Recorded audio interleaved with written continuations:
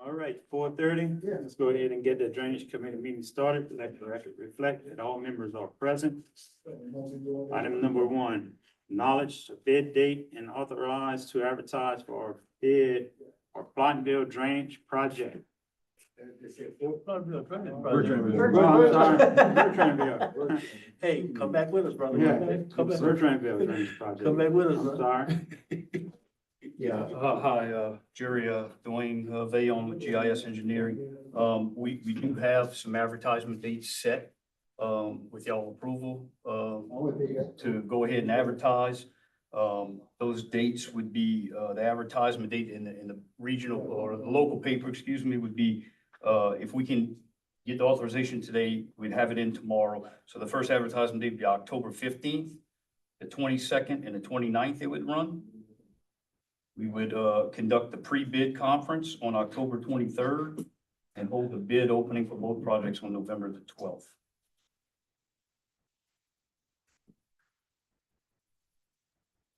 I don't see any reason to delay it.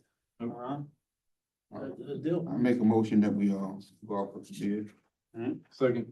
Motion by Mr. Carter, second by Mr. Blanchard, all in favor? Any opposed? Motion carries. Go ahead and advertise. All right, item number 2, acknowledge bid date and authorize to advertise for bid for Bell Rose Lane Drainage Project. We would hold those dates as well for that project. Motion We made. do them consecutively, hour apart or whatever, the timeframes we'll get to y'all. Motion authorized to advertise for bid. All right, motion by President, Second. second by Mr. Carter, all in favor? Any opposed? Motion carries.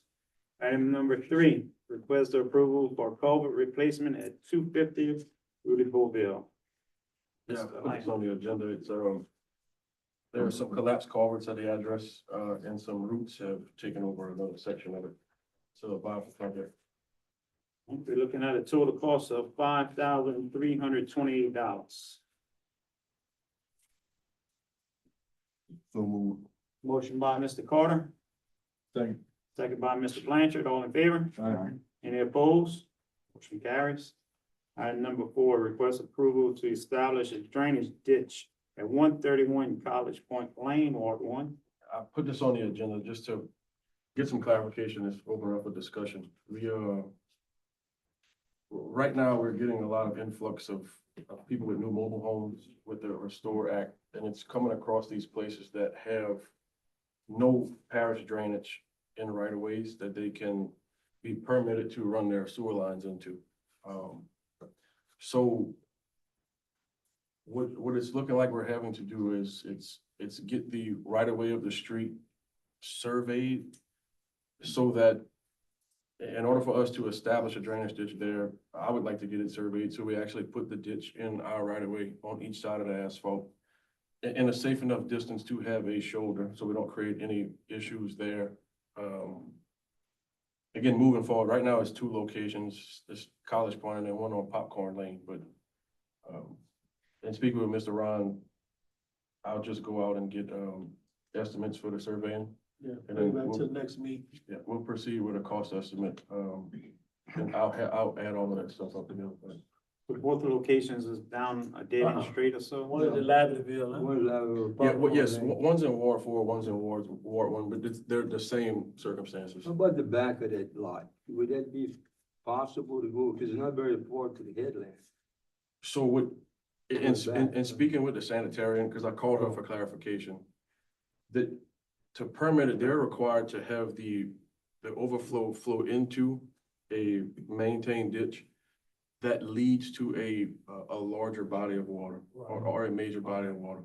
So you'd have to run the whole distance of the street, that's It would- probably there's no ditch there. So both of them would take a good bit of assessing to even see if we establish a ditch where we would make it drain to get to a larger body of water. It's draining toward the buyer. Yeah, The backside. either, Yeah, I don't know. yeah, both of them have to both be assessed. Well, whatever. So there's homes on that street right now. Oh, yeah. Yeah. So where are they draining to? What, the So- homes on the street Yeah. right now, they probably got old sewer tank.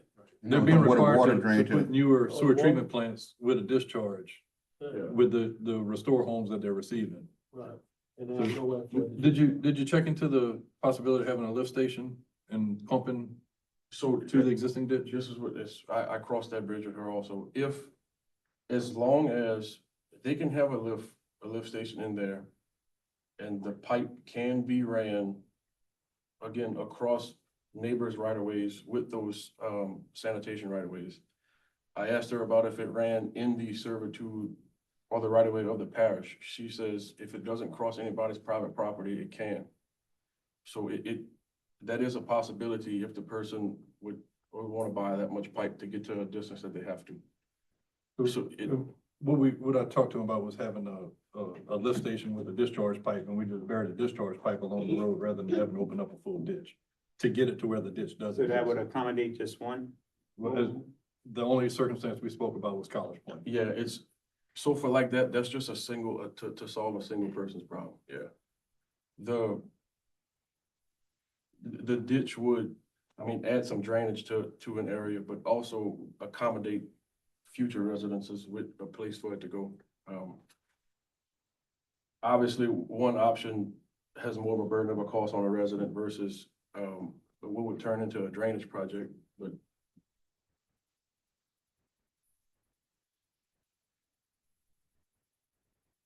At the end of the day, that wastewater has to have somewhere to go. yeah, it has. It has to go somewhere. Yeah, it cannot sit stagnant in the ditch. Which one you rather do, Ron? It's your ward. Well, I like to go ahead and let him do the survey first, just to see exactly, get some estimates on that. You know,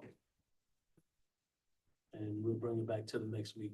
See- Okay, I make a motion that we gird on and authorize to get a cost on the survey. All right, motion by Mr. Carter to get a cost on the survey, second by Mr. Mathern, all in favor? Aye. Any opposed? Motion carries. Item number 5, discuss Main Street drainage concerns. Ward Yeah, one. I put this on the agenda because we had a large complaint come in on Friday, and just in case it turned into a drainage project, but it didn't. It was just gonna be some work orders for some sweeping, that's all. No action. No action. No action. All right, no action. Item number 6, update on the clean out of the following outfalls. Vita Foost from Conscience Road, Oakley Road, and from the Bayou to the Supreme Mill. And also Georgette Street. Outfall is hidden, we have to find and flush it out. That's for that same area. And I think all of those, if they're all clean, it'll drain a lot better than what it's done. The last time we had those pumps with no electricity, it was drowning in that area. All right, this is what we're gonna take a look at, right? Some of these, No, sir, not any of these. These, like I told Mr. Charles, these are the ones that Joseph has under all contract. right, so But this these is under have been- contract, yeah. Mr. Charles. Yeah. He's been condemned for years, you know. those Whenever, drains. I spoke to him today, but not about this, but I think whenever he gets here, he could, he'll. Let's table this until Mr. Sawa gets here. All right, I believe he was working on okay. it. This one, they surveyed and it says a big drop going to the bottom from there, from Oakley, Maria there. Who surveyed it?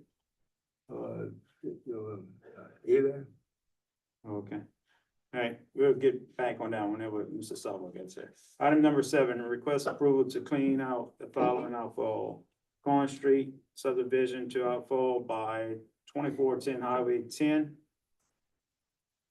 there again, this would be a state project, if you can send a letter to the state in Baton Rouge, not in Bowenville, a DOTD, because there's a type of grass in there, that looks like bamboo, they keep poisoning it, but it's obstructing the drainage. They have to sweep it out and get all that stuff out of there. And we've been asking that for a number of times. Some people call it a Bowenville, unit 4 or 5 times, and they just, sometimes they come poison it, that's all, but we gotta sweep it out all the way to the outfall. I It's not for, emailed this one to the DOTD, secretary again today. for that right here. Yeah, she called me back. She personally put the one call in this afternoon, so it should get done in the next couple of weeks. Good, very Is good. that Highway 1010? It would be through. Yeah, 308. 308 is not 10, but, no, they had 4 houses flooded in that subdivision because of that situation. All right, All so the Aaron, water you in the took care of that subdivision today. has to come to the buyer. All right, just give us an update on it if they don't spray it. All right, no action on number 7. Aaron took care of it already. Item number 8, request approval for culvert replacement at 4520 Highway 1, Ward 5. Yeah, I put this on the agenda. It's, just some deteriorated culverts along the bottom. The part of this ditch is actually flowing under the culverts, into the ground. It caused a sinkhole in the yard also, a viable project. The remaining culvert looks good. Under the driveway and so forth. No, it would be from where the line starts to the other end, the bottom 4 inches of the whole culvert's going. Okay, so the whole thing. Total cost $5,328. Yeah, $4,300. I'm sorry, got the wrong one. $7,763. So move. Motion by Mr. Blanchard. funds come from? Mine. That's your vote? Yeah, it's Mike's. Oh, my vote? Okay, I'm sorry. Motion by Mr. Blanchard, Second. second by Mr. Carter. All in favor? I'm sorry, Mike. Any opposed? Motion carries. Item number 9, request approval to remove trees from Highway 996 outfall, Ward 7. Yeah, it's, I believe we counted right, there's 20 trees, in this canal now, so viable project. Motion. Sorry. Motion. Motion by Mr. Mathern, second by Mr. Blanchard. All in favor? Total cost of $500. All in favor? Aye. Any opposed? Motion carries. Item number 10, discuss Mike Street levy project. Well, my street level project, labor wise came up to 8,000. I talked to Aaron before, the drainage district, they put up 4, and they can put up their labor wise to cut it in half, or collecting the tickets and everything that comes in. But Eric, you don't have to use 1 person instead of 2 person. What I mean, I said, it's $8,000 labor, that's for 2 people, okay, working. So the drainage district said they could put one of their retired guys there every day when the truck comes in. They will only need 1 employee instead of 2, so that would cut the bill in half, 4,000. And the drainage district said they will put up the $4,000 for labor. Where's the 45,000 come from? Material, you got that grant? It could be non-bond Go Mesa. There's a. This is the bond. This is I the don't bond. think non-bond. No, the non-bond, he has, Yes, sir. 91,000 remaining in that fund. And who's gonna do the work? The power could do the work. But you said something about labor for a retired person. The guy who lives there, they go collect ticket when it comes So, in. but the drainage Drainage district person. You just Or a member of collect the ticket when they come in. Okay, so that they're gonna be, they're the responsibility of the drainage district. Right, yes, sir. their board member. In-kind donation. The board member.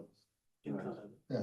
We'd have to look at that, Kim. I mean, I don't mind giving you approval, I just need to look at it contingent on me looking it over, Okay. what you're proposing. In other words, instead of us pay for 2 employees, they would. I got you. we would take it out. Yeah, but the flag is half the price? Yeah, they have the price of labor. Over the labor. Yeah, what it is, it's just sign approval delivery tickets, that's all.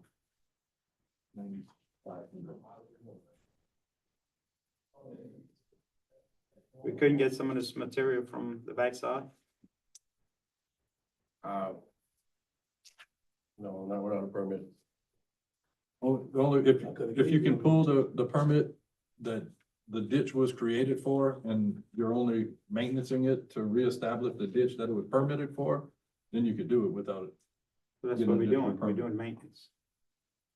We I discussed. preface that statement, but if you can find the original documentation to show what size the ditch is supposed to be, then you can do it without a permit. You don't have that.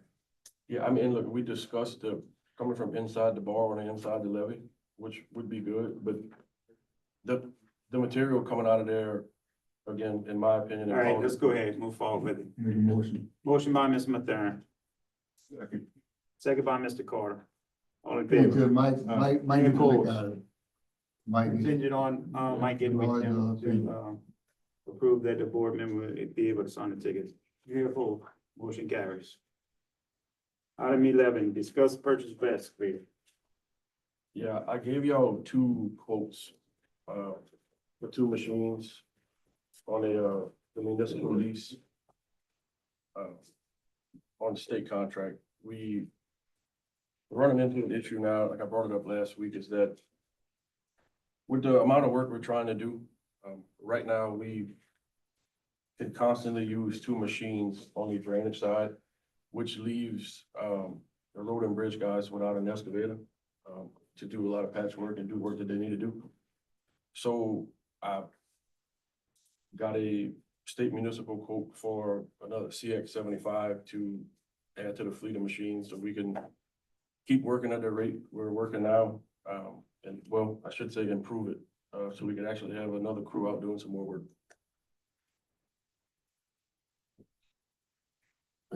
Which one you want? The CX, you see the quotes for two, the CX-75 will be another additional one, headed quarter with rubber track, so it spends a lot of time on the road.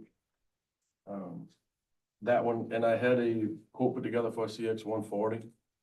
I got this one to replace the machine that was on our shredder head, that was doing maintenance on the levees. Since that machine, is being used now to construct pump decks. So we getting that work done also. The 140 would replace the 75 that was on the shredder. And talking to the operators, the bigger machine would handle the shredder better, be a little bit more safer. And talking to the equipment manufacturer for FECON, the CX-75 we have now, the shredder we purchased on the 4075, the shredder head is the largest that CX-75 can handle. It couldn't be any bigger.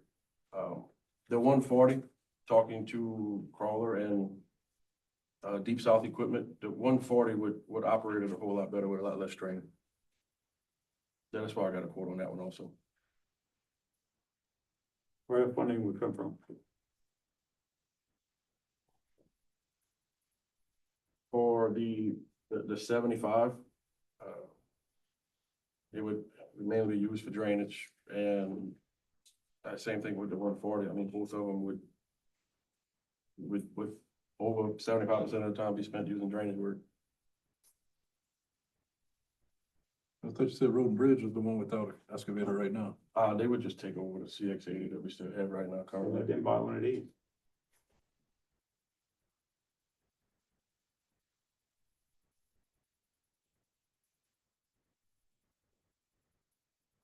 And what budget is looking better?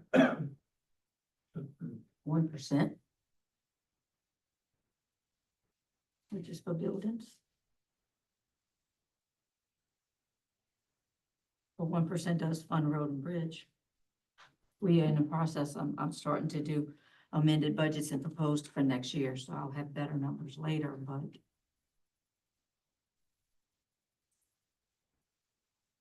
But keep in mind, we can't just pick a source because the budget looks good. It needs to be where that equipment's gonna be used. Can't just, I understand that, but if it's being bought, if Road and Bridge needs a machine, we can't keep taking from drainage. I know, but if we're gonna buy a new machine and then use it for drainage, that's not a viable road and bridge expense. Percentage of it would be. You have to purchase it that way. So if you buy the machine, can you use it for road and bridge and let drainage use the ones you already got? Yeah, that's a possibility. Yep. But he's saying only one of these could be road and bridge, not both. Well, you want a 50-50. What you asked, Mr. Jeff? I didn't hear you. You need one machine or you need two He's machines? asking for No, two. you take it from Yes, 50%. one, Needs one. one for sure. And the other one, He's asking for two. You asking for two machines right now? Yes.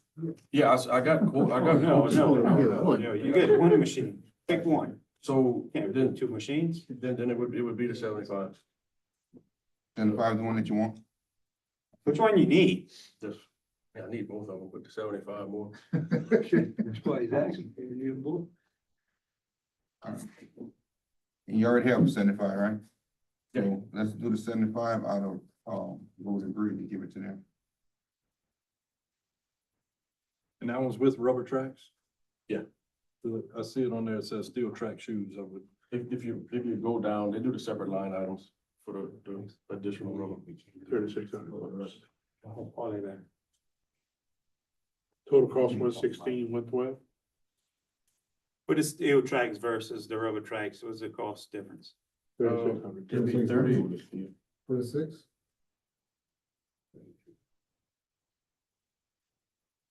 it's the last item before the. Yeah, it's Yeah, a 30, I like to that. add the rubber, to add the rubber tracks is 3,600. How long the rubber track last? What is that for? No. 2 years? Um, Couple weeks? Yeah, I mean, like I said, just, I can get it recoated with metal. I did rubber. It's gonna spend most of its time on asphalt anyway, to try not to damage some of the roads we have. Yeah, but if you're doing driveways and stuff, you prefer those steel tracks. They just don't pack good, and I'm just giving you my opinion. We had rubber tracks on the machine that lasted about 2 years and went to steel right after. It's not I mean, and that's your choice, but they just, my experience that they don't last and they don't perform. You get in a ditch with them, you get stuck in a ditch, you try to pack a driveway, it don't pack good. It does provide a little better protection to your overlay roads, but steel doesn't really do that much damage to them. The Daewoo machine that used to be. Correct. We used to have we had a set of rubber tracks and we switched, as soon as they got old, we switched within 3 years back to steel. And again, in thinking about it too, this machine, again, being road and bridge, it wouldn't spend its time doing outfalls and all that other stuff. Never know. Again, it would spend its time on the road. Would you prefer the rubber tracks or the steel tracks? I'm really not biased either way. It just, if, Save the 3,600. Save the $3,600 then. I'll get him into, I'll get the, salesman to get that done. Y'all wanna approve it that way? Once he gets, the new estimate, it's already done? But you take the $3,600 off that 116, right?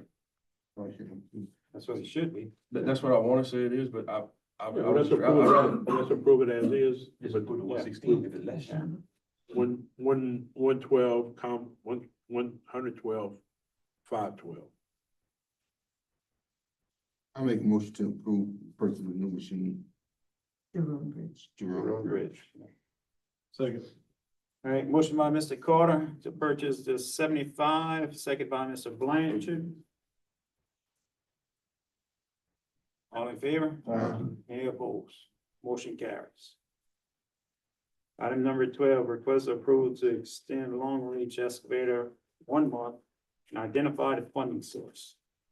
Yeah, I put this back on the agenda, when we got the bid out, the bid, in open date is gonna be past the end of the month. That we run into the end of the additional month we did. So I put it back on here to extend the rental for 1 more month. Till we get to the end of the bid open. And what project is gonna be on? Can you just charge it to that job if that you already have enough allocation left? Say that again? I don't have no money left. No, yeah, it's in my ward right now, but Yeah, it's in. the last month, we don't need it anymore. I need the machine. I need a machine. Aaron, would it be necessary for the project of? You had the machine. Conscient. Never had it, The canal. The For Long long, Reach. never had it. would it be necessary for that? project? Not being used in your one? Yeah, I mean, it's a Yeah, it's possibility. being used, We're but- gonna need it for the one on Yeah, but Georgia. Georgia? Yeah. Yeah, well, that's, That's the thing, I wouldn't agree extending a rental if we can't put somebody on it every day. yeah. It's gotta be moving every day. But it needs to come to PFR then. Sort Give me a key. Supreme too. Yeah, the reason, I mean, it was parked for 3 days, cause I had grabbed a guy to give me some help with some of these building assessments with the insurance adjuster too. So that's why it was parked the last couple of days. Okay, so if you extend it, where you gonna use it at? I mean, it's it's gonna still be back there. I think they have, How much longer you got? yeah, there's a good bit back there, but we have, I mean, just from tonight, the thing in Ward 8, it needs to go to Ward 9. There's an outfall in Ward 4 for Georgia that we bought a pipe for that we have to do, that's lined up. You know, so that for now, going to, You know, the first of the year. I mean, that's just naming a few. Yeah, there's four or five on the books right now we have that could be used for. You have for one month? Yeah, it's just an additional month to get to the end of the bid. We're taking bids on it to buy it.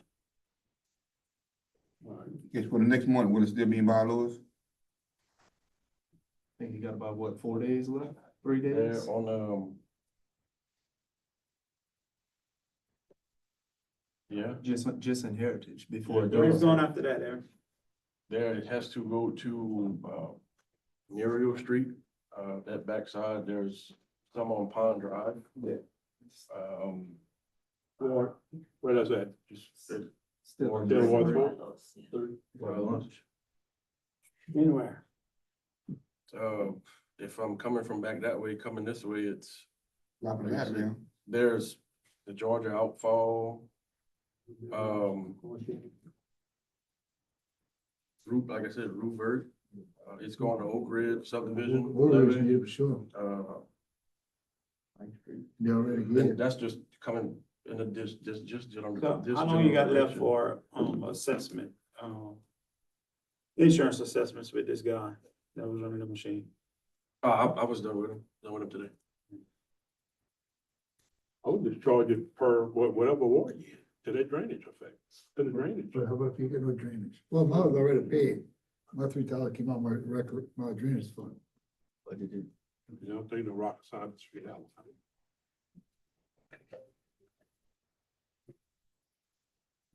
I make a motion to approve the extended 1 month rental. Let it be charged to whatever, project is working on. Motion by Mr. Carter.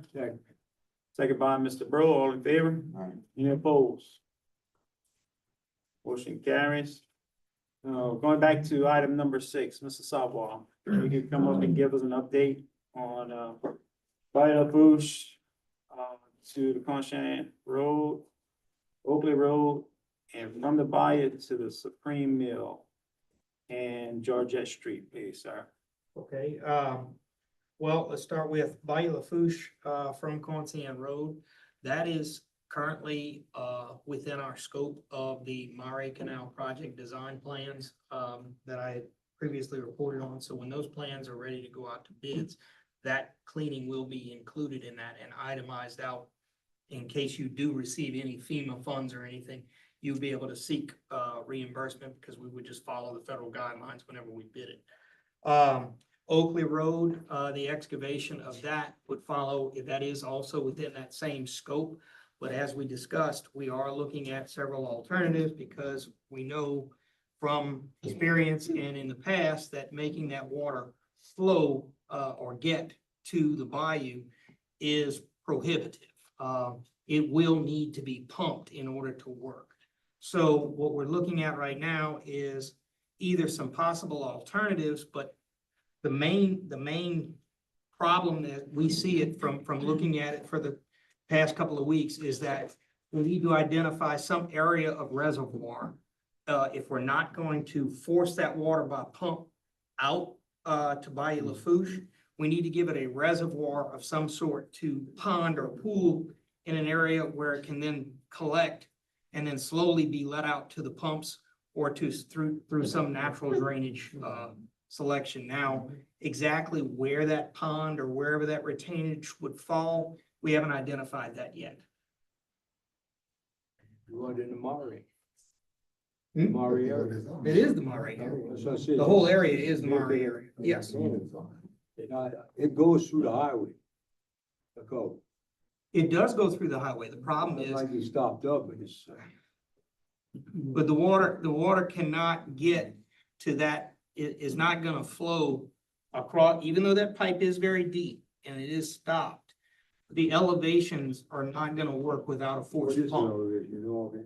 Offhand, the highway in that area is around is around, somewhere around the 15 mark, okay? And as you go to the back, when you get around the pump station, you're somewhere in the neighborhood of a 9 or a 10.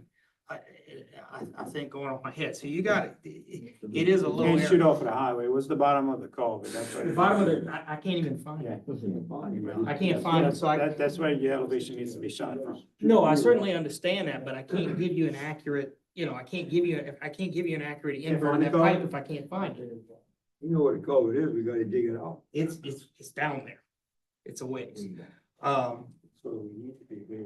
It used to work.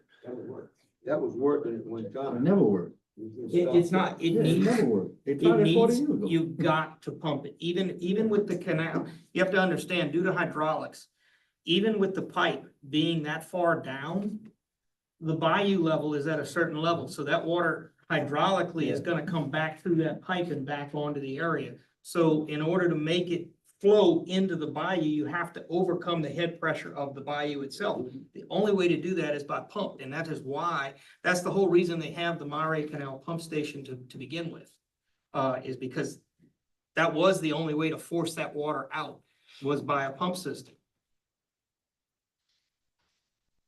What's being suggested at Oakley or looked at Oakley is almost a mirror, if you will, on a smaller scale of what is being done currently at the Mare. It's just being done on the other end of the levee system. Then it's gonna be opened up another half mile tomorrow. Going toward Awesome Farm. That's gonna be another holding pond.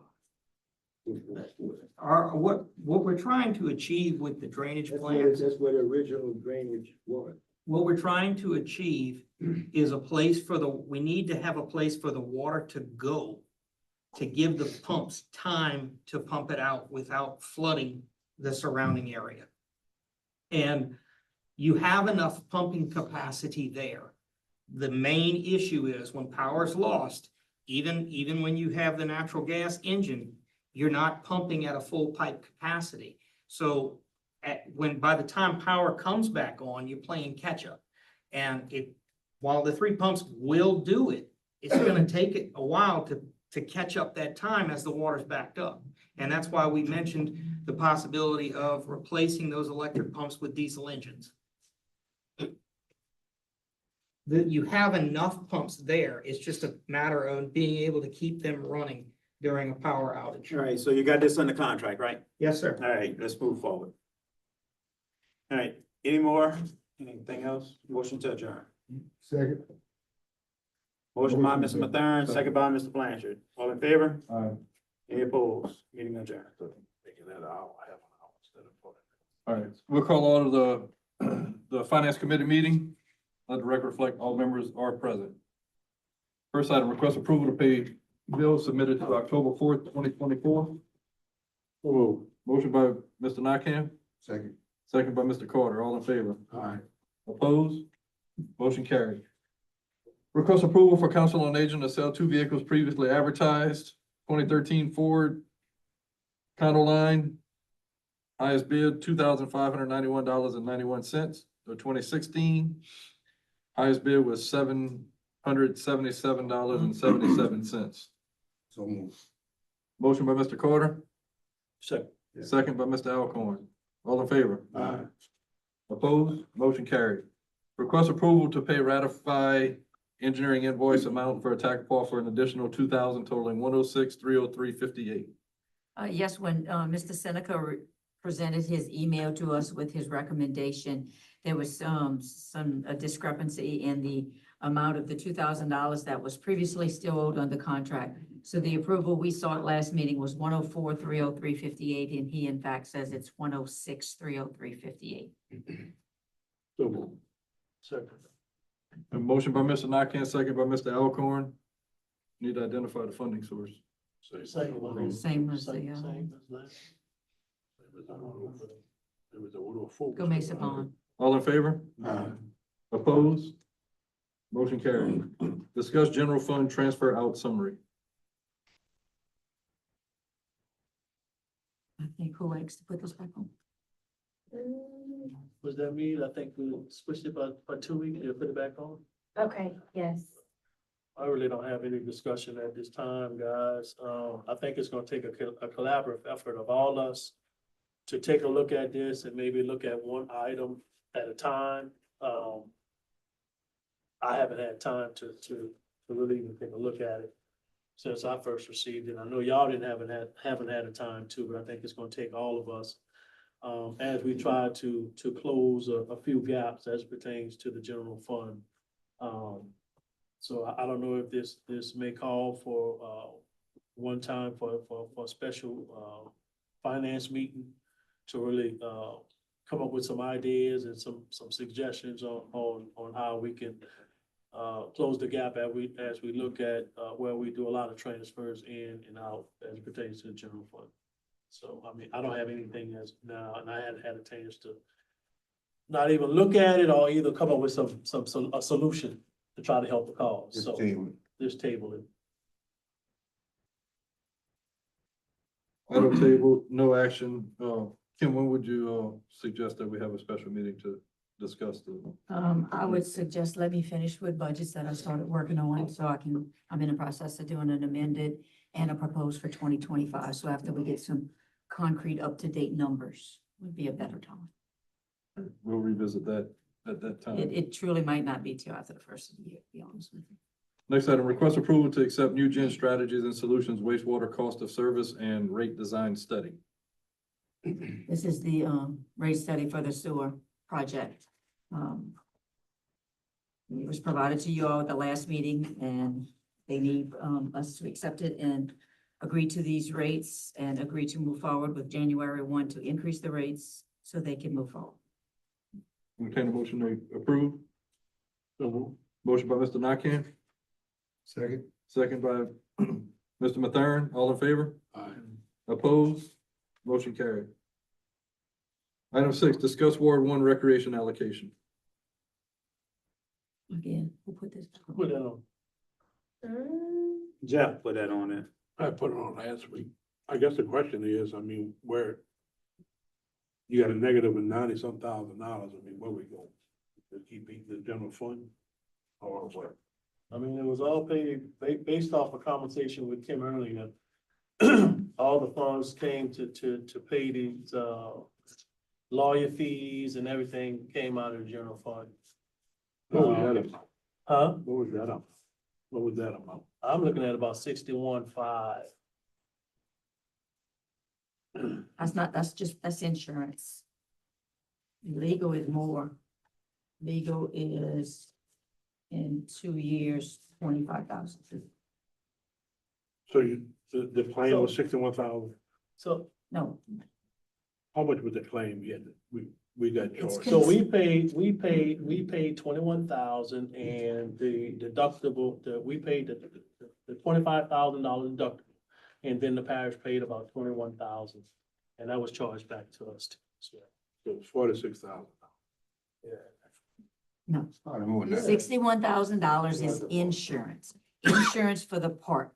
Remember last meeting, I told you all that when you have a claim, when we get our annual insurance, we have a section of the premium that we have to pay based on past claims. So in 2023, to give you an example, his insurance premium for that park only was $14,000, okay? In 2024, then all those claims, the claims came for the litigation. And in 2024, when we had to assess the bill, it turned into $46,000. That just shows you how it changed in that 1 year because of those claims. That's just insurance. That's not. Premium. That's premiums. That's not talking litigation. Litigation was 25,000.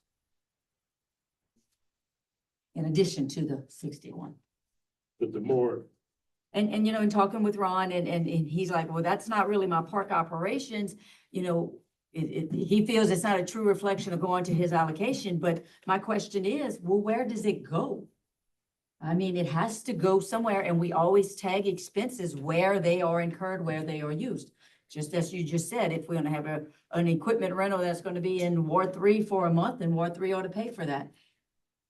This insurance and Same this, thing. it's going to the same spot, which is general fund regardless. So I thought about this, Kim. I remember in my first tenure from 16 to 19, there was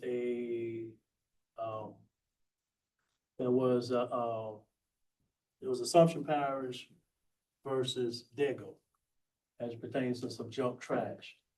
We had a lot of lawyer fees. It went to court. It did this, really no judgment, no finding after that.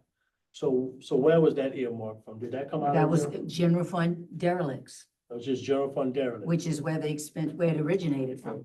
All right. Yes. So there was another one, I think it was Bhutan versus Assumption. Young man fell in a catch basin, That's drainage. but it wasn't earmarked towards 6 drainage allocation. It came straight out of the drainage. General drainage. General drainage. So now we have Dwight that's being paid out from a tackle ball. Out of my fund. No, but it ain't coming Yes, out. it is. Yes, it is. It's coming out of the Yes, bond it out of is. my rec fund. Direct fund? So why is it coming out of tackle ball? It's coming out of It's tackle. coming out of my rec. Because this board said this is Mike's project, he needed And to it's not a cover. part. I mean, So it's a he's using launch. his recreation funds to cover it. So whatever happens at Shelby's launch, your recreation gotta cover it. Not in the recreation district. I don't have a There's no recreation district recreation either. district. Come on, my recreation funds. That's where it's coming from, Yeah. his recreation. Well, I guess my question, what stops? What's stop the bleed? Bleeding, yeah. What stops the bleeding? How can we get protected? If you got an event, somebody fall off the stool, break an ankle, they're gonna sue us. The attorney gonna come in, advise us to settle out of court, cost us 40 grand. And we can't get that 40 grand back. That's correct. So why not, Again. why not treat the park like we treat the community center? Is you get the event, you get event insurance, very cheap, very inexpensive.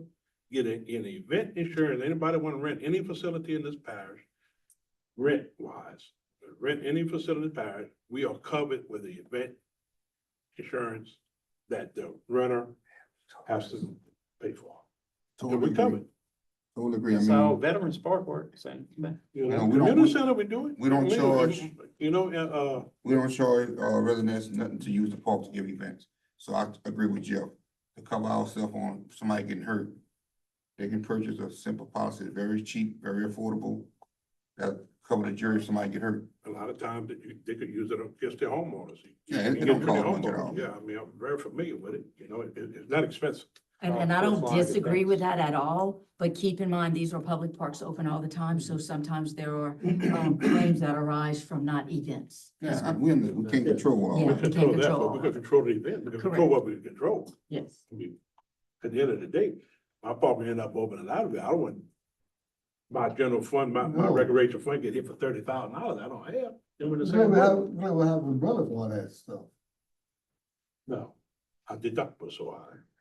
We don't have to. You know, if you all remember a year or so ago, not this past renewal, but the previous renewal, I told this board that at some point, we're gonna have to consider being self-insured.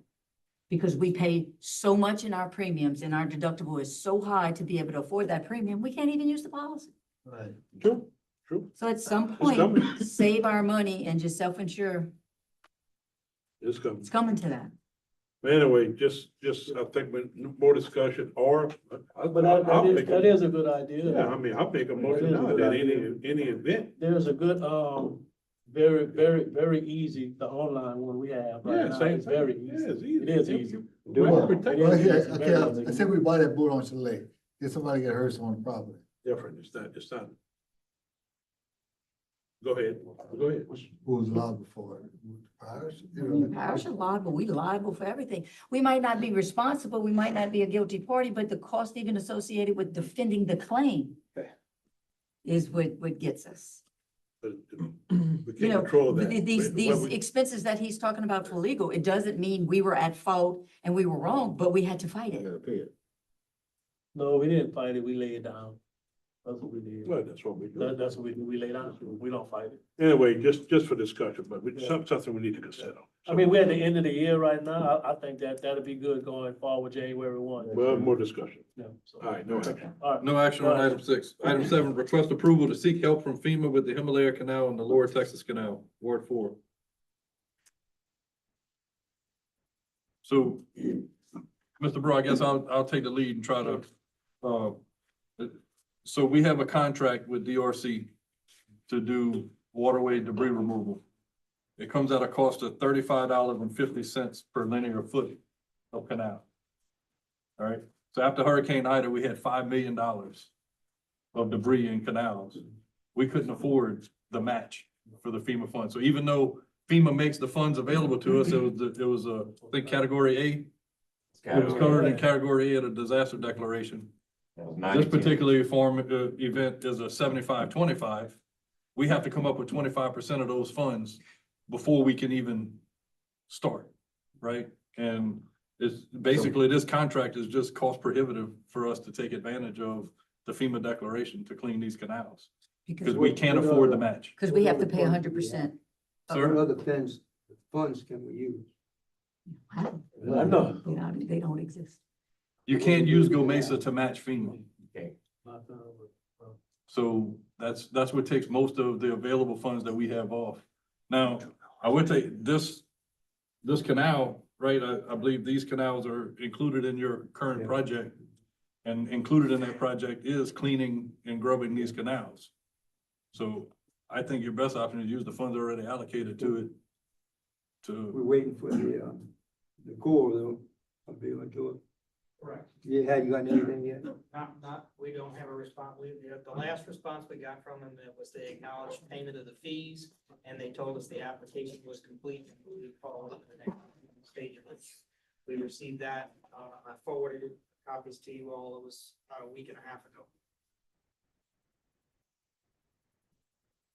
You know, and this is something that I think that we have to express. We have expressed our congressional delegation already, but maybe Paul can get with FEMA and let them know that, yeah, we're getting a disaster declared, but we can't afford the match to take care of the problem that's created with these trees.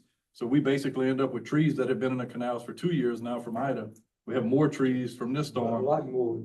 Sure, and we just can't afford the cleanup. There needs to be some sort of exception for parishes that are cash strapped as ours to be able to. And there may be a Afford it. population clause, they should have, I mean, we 22,000 people in this parish, I mean, a lot of grants and a lot of rules and regulations, you exempt after you That got a controls small the amount of drainage property. system of. Right, and that's the thing, everything that's been flooding that they're having to pay for is a result of these canals being blocked up because we can't afford the match to clean them. If it was open, you wouldn't need pumps. You would have gravity drainage with a head pressure, they'll push it to the roof. I can have your pumps. Hell, yeah. We don't need it. At one time, we didn't have them and it drained. We need to do our Same best thing to with find the it. funds to get these things clean Yeah, because 'cause we all when need we to- decided not to clean the last time, we knew then, sooner or later, it would cause problems, some people gonna start flooding. And that's exactly what happened. We can't afford to leave these trees in these canals, blocking everything up. So clean. We gotta try to find the funds. License or whatever. I think that match was We had to come up with the 100% upfront. And then it was originally $5 million I project. mean, yeah, It was gonna be not, we'll have to, eat 500,000, 10%. that's what it was. Now, something, you know, that I think we need to look at is maybe getting a contractor, getting a bid to have a non-emergency contractor on a bid price that can do some vegetative cleaning in the waterways, and we don't have to go under the emergency declaration to use them. Because I think we can, it'll be pennies on a dollar compared to what Well, this let's try contract is. FEMA if we can get them to. You know, so, I mean, that would be Aaron, Yeah. right? So you're about to do your annual bids. Right, so if we can get, Because at one A time, contractor. FEMA did clean 3 Sure. canals. when I was- They will clean it, but there's a price tag. No, it wasn't then. I don't know what happened. I guess they gave it to all those people Those days jumping are the over. board. right, but we are, so some of the Hurricane Ida HMPG funds are being used to clean one of the canals that, you know, it's a long-term project. But it's like, I think that's like a 4-year process to get it, but that's the only funds that we have available right now to, you know, to put towards that. But I think for these two canals, that's part of the existing project that you have. I take advantage of that and focus on using those funds that are already allocated. That's funds out, let's use them. If we run out, then we'll look somewhere else. Right, so it's just a matter of keeping up with the core and getting this project ready to go out for bid. And you called it a non-emergency, what you said, non-emergency No, debris? a waterway debris contractor.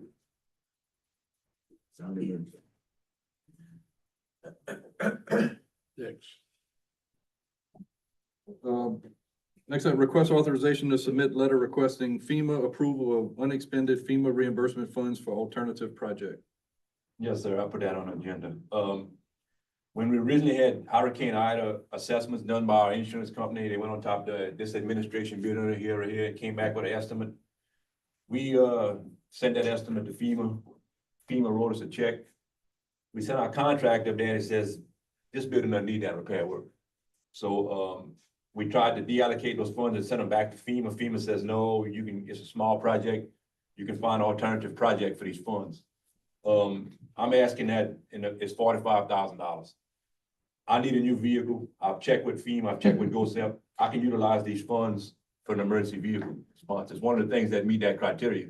That would save the general fund money for me to get a new vehicle. My vehicle's 10 years old. It's got 200,000 miles on it. We just spent $7,000 on it this year for transmission work, front end work. It needs to be replaced. You should be good for another 10. So anyway, I mean, I'm Paul, just, why you invested all that money in the truck and didn't just come to the jury and say, hey, I was look. long invested that money. That was before I took it. Well, you got $45,000. So yeah, I found $45,000 that I can utilize that would save the general fund. I would, it's $54,000 for a brand new Tahoe. Don't you have to outfit it too? I can use most of the You got stuff, I blue can use lights most, and I all can that? use most of the stuff that's in the vehicle now and just swap it over. I've thought about that. Motion approved. Well, I'd have to also find another, well, first I gotta ask FEMA for this to see if that's, you know, I gotta send a letter. Motion to approve the 45,000 for a state bid contract vehicle Yes, sir. SUV with FEMA's approval. That's correct. Motion by Mr. Nakam, Second endorsement. You're gonna find some more funds. That Well, I gotta make $45,000. sure, I gotta make sure they approve it, Chris. So we'll start that, that'd be phase 2 of the project. Yeah. second by Mr. Alcorn. All in favor? Opposed? Motion carries. Motion adjourned. Motion adjourned by Mr. Nakam, second by Mr. Alcorn. All in favor? Opposed? Meeting adjourned. All right, 5:22, we'll get the personnel committee meeting started. Let the record reflect all members are present. Item number 1, request approval for job title change for APCC maintenance supervisor to equipment operator 3D. Yeah, y'all had discussed this last week and, it was my fault. I left this paper on my desk. So I didn't bring it in front of y'all on this, Kim. So that's why I put it back on, so y'all could have it in front of y'all now to move on. All right. The pay doesn't change, it's just The grade goes down, but the grade in the hours. The change. motion approved. I'm not going, you know. Motion by Mr. Second. Nakam, second by Mr. Carter. All in favor? Aye. Any nays? Motion adjourned. Motion by Mr. Ponville to adjourn, second by Mr. Nakam. All in favor? Meeting adjourned. All right, Ron. Very on to get started with the road and bridge. Let the record reflect, all members are present. 3 items on the agenda. Number 1, update on road overlay program and discuss overage, with the budget. Sawa? God bless you. Yes, and I apologize. I was trying to get this out quick enough for inclusion in your packet, so I'll go ahead and pass it out now. It's basically a summary of the previous updates. Yeah, I'm gonna pass it down. It's a summary of the previous updates that we had provided at previous meetings, but it brings the project to a total. We've got our final invoice in from the contractor. All of the roads right now, as far as what was scoped, are complete. The only thing that's left outstanding that I have on my books currently is the grading of halfway Bruley Moran Road, which we were at the time, we were working with the previous road and bridge director to see if that could either be done in-house We did go out and seek quotes for that, however, we did not receive any back.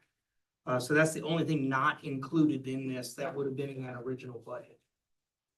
And if you look at your totals on the last page, the overage total came out to $74,696.41. That's a total of 2.7% over the estimated budget of $2,692,386.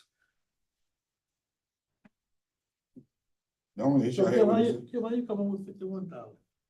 Well, because we're going by the invoice. Oh. We're going by the invoice, and I'm just wondering, Joseph Ward 5, I'd have to add it manually. That's really not an under, that's an over. So could that be the difference between the 51 and the 74? That 17 were calculated the opposite way. It is. Yeah. It is So then that possible puts us that more would to be. that 50. Okay, all right, okay. Because that's a, Well, if you look, you have on Alita Street, you have an underage of 41, and then you have another, underage on 70. no, Nine. I'm not disputing that. No, I understand what you're saying. She might have not caught that when she was, totally no. But Ron, that's from the bill we have in hand right now. Yeah, okay, yeah, that's what I was looking at. And you have to understand, the 2,767,082.41, that is the construction invoice that Kim has with the engineering and with the separate engineering invoice that she has added to it. So we went down the line, you're looking at it from a total budget standpoint, which we certainly understand.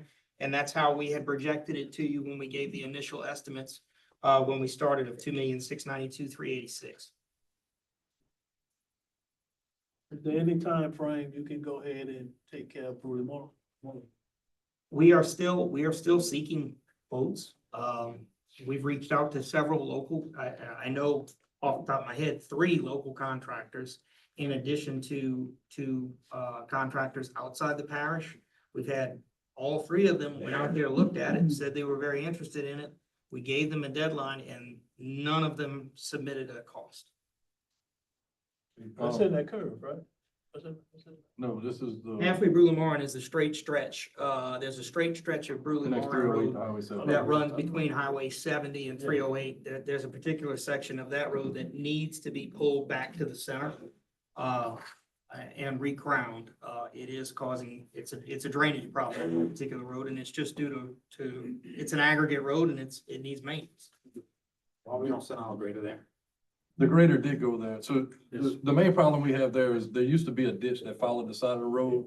Whenever they graded the field, the ditch is going now. The road is the lowest point. The road needs to be lifted and recrowned in that area. It holds water after every rain and becomes a mud hole. In fact, one of the things we're telling the contractors when we go out there is to, in fact, try to reestablish, A swell. remove the material. What we're proposing to do is remove the material that has washed and gotten into the ditch, completely clogged it, bring it back to the center.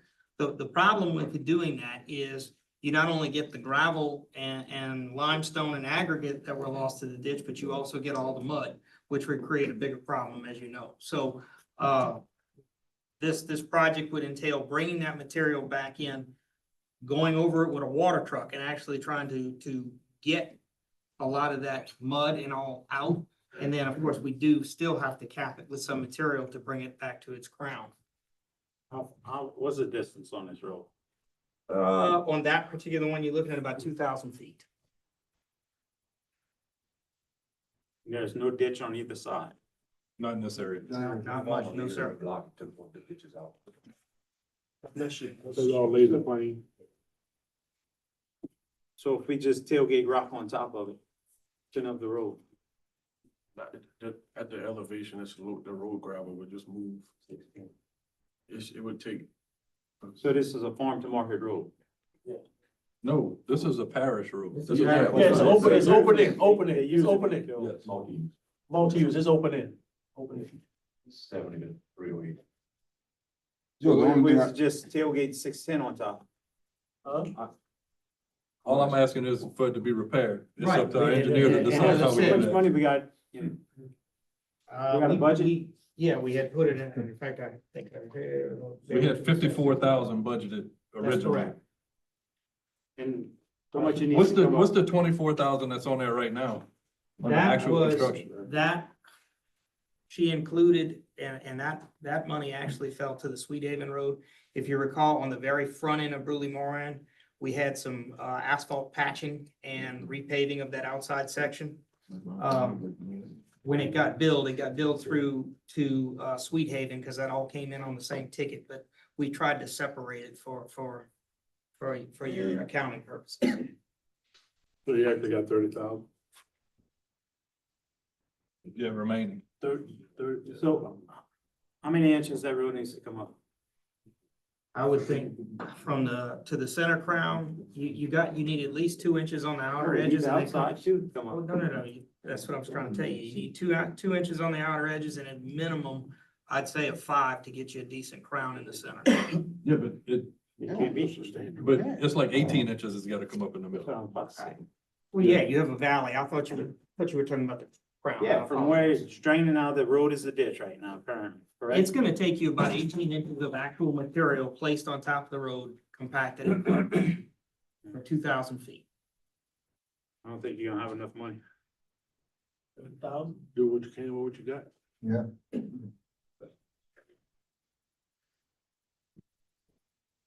So the contractor is deciding to no bid because the price, or I- can you send me a list of the contractors and their contact information? I'll Yes, call sir. them and see Yes, why sir. they're Yes, not sir. bidding. How wide you is going with this road? Right now, the width on it is 20 feet. And that's giving you a little bit of shoulder on the side. You got about 18 and a half of actual, center width.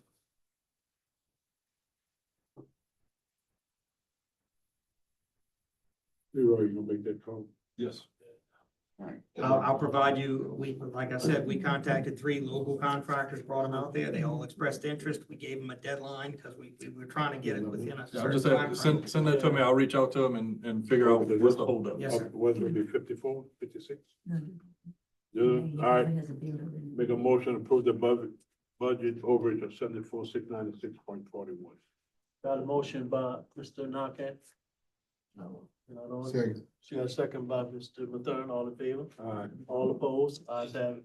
Where, So, where are we on the punch list That's all and about to ask substantial you. completion? I'm about to ask you. Brian has been reaching out, to each of you. I stated, so he has generated a list.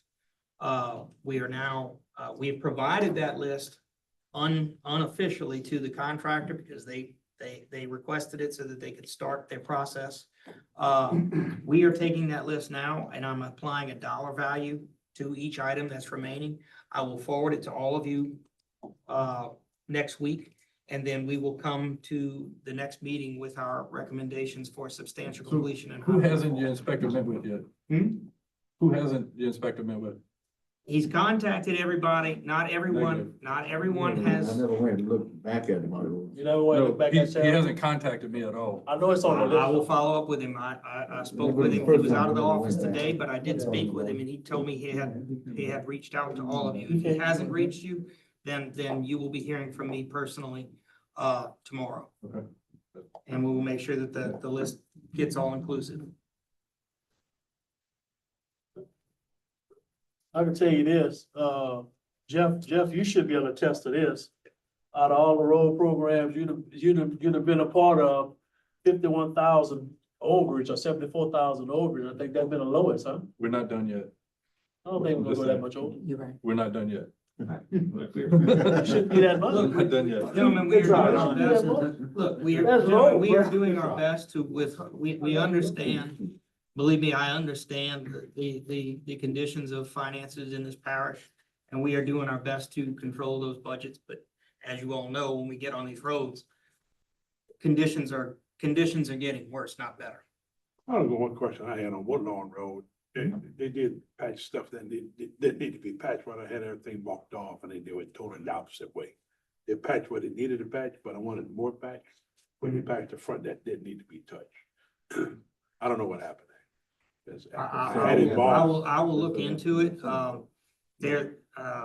I can tell you, I rode Woodlawn and there was some very severe areas, but there's a long stretch of Woodlawn that is even still with this patching that we did, a long stretch of wood lawn that's completely alligated and breaking up. So we were trying to control it as best we can. But I'll look into what, if anything went in the opposite. Mark would have got done. Understand. Maybe if I wouldn't have spent 6 hours one day with them and Joseph showed up the same day, our roads wouldn't have been done right either. All right. Next item, thank you, Mr. Stopper. Next item. Thank you. Discuss, the status of LA one being repaid. I know a letter went out to DOTD. You heard anything back? I reached out to Mr. Elisar again today to see if he could give me some information, and I hadn't heard back from him. All right, no action. And, update on Cajun Street? Yeah, Casey, I put Casey Street on the agenda. We had, got a survey and, survey came out way out of whack. We're on property. I got about 30 feet I like to reclaim on that road. I'd like to get, us and see what it would cost to get it resurveyed. So Oh, how not much, resurvey, yeah. To get a reclaim. No. what about on the other side of the road? We Are can we, do that side. we're good on the other side? That's- It's just in that curve right there. Yeah, so Mike, how you do that, Mike? You what? So we had, Cajun Street was surveyed, I'll show you a in picture. a curve. And it's about 30 feet off of the parish right of way. Now you have people mailboxes where they put the garbage cans. It's a lot of area. Water right here. Look at our road. How long it been like that? No. So this is, that's That's the, crazy. the apron. Right. Leave it alone. Okay, and why do you need it? It's a big subdivision back there, and two cars can't meet, so I want to reclaim it. I want to be able to put my blacktop. Yeah, how you do that? People I don't know. cross. Big subdivision, a lot of chocolate. Who did that apron? Way Byron, back. let me see that. Way back. That road been like this for a long time, years. They used to go around It's trees. a gravel road, the little gravel road went down. When we took it over, we blacktop it, but we went around the trees and all that. What about this side, man? It's good on that side. There's that one side, that one area that need to be So reclaimed. you Tell wanna them we get a need our survey? property back. I got a survey. Do you have the drawing, Myron? Maybe he can send it Yeah, to, can I to look us at and it? Mr. Yeah. Mike to see exactly. Yeah, like I said, I just like to get it back to. Well, let's get some direction from him first. All right. Just let me look at the survey first, and we'll talk Yeah. about it, see what you wanna do. Right. No action on item number 3. Mr. Calabro is gonna look at the documents, based on what the survey have sent, for Cajun Street. Can I entertain a motion to Before we do that, just a correction in a minute, that'll be Ward 9. Ward 9, yeah, Ward 9. Cajun Street is Ward 9. Motion to adjourn. Motion to adjourn by Mr. Palmville, second by, Mr. Blanchard, all in favor? Aye. All opposed, ayes have it, motion carried. Yeah. All right, we're calling it in, grant committee meeting order, regular reflect everybody's present. First item, update from GIS engineering. Charlie Moore, Bertrand, Bell Rose, and Council. Yes, sir. So, we don't have any updates on Joe Lamar, still waiting on funding or whatever that issue is. Bertramville and Bell Rose, we discussed earlier, we're gonna advertise those and go to bid, in November. We are also, gonna advertise in central bidding, as well as the Assumption Parish website and the local paper. I guess one clarification, I'm not sure y'all had used central bidding. I know y'all have an account there or whatnot, but when we do the bidding, do y'all want to accept them only through the parish's website, or do y'all want to accept them through central bidding? If we need to do through the website, that's what our policy states. Okay, we'll do that way. We chose to advertise in central bidding, or we recommended, central bidding as well. It's a larger area, get more eyes on the project, hopefully get some more competitive bids. As far as Conscient Canal goes, all of the existing and proposed modeling runs have been completed and the results are being analyzed. And to show the benefits of the proposed channel versus the cost. And we should have that completed the next day or so. So I'll have an update regarding that aspect of the project in 2 weeks. Any questions? One thing that, Chris, on Joe Lamar.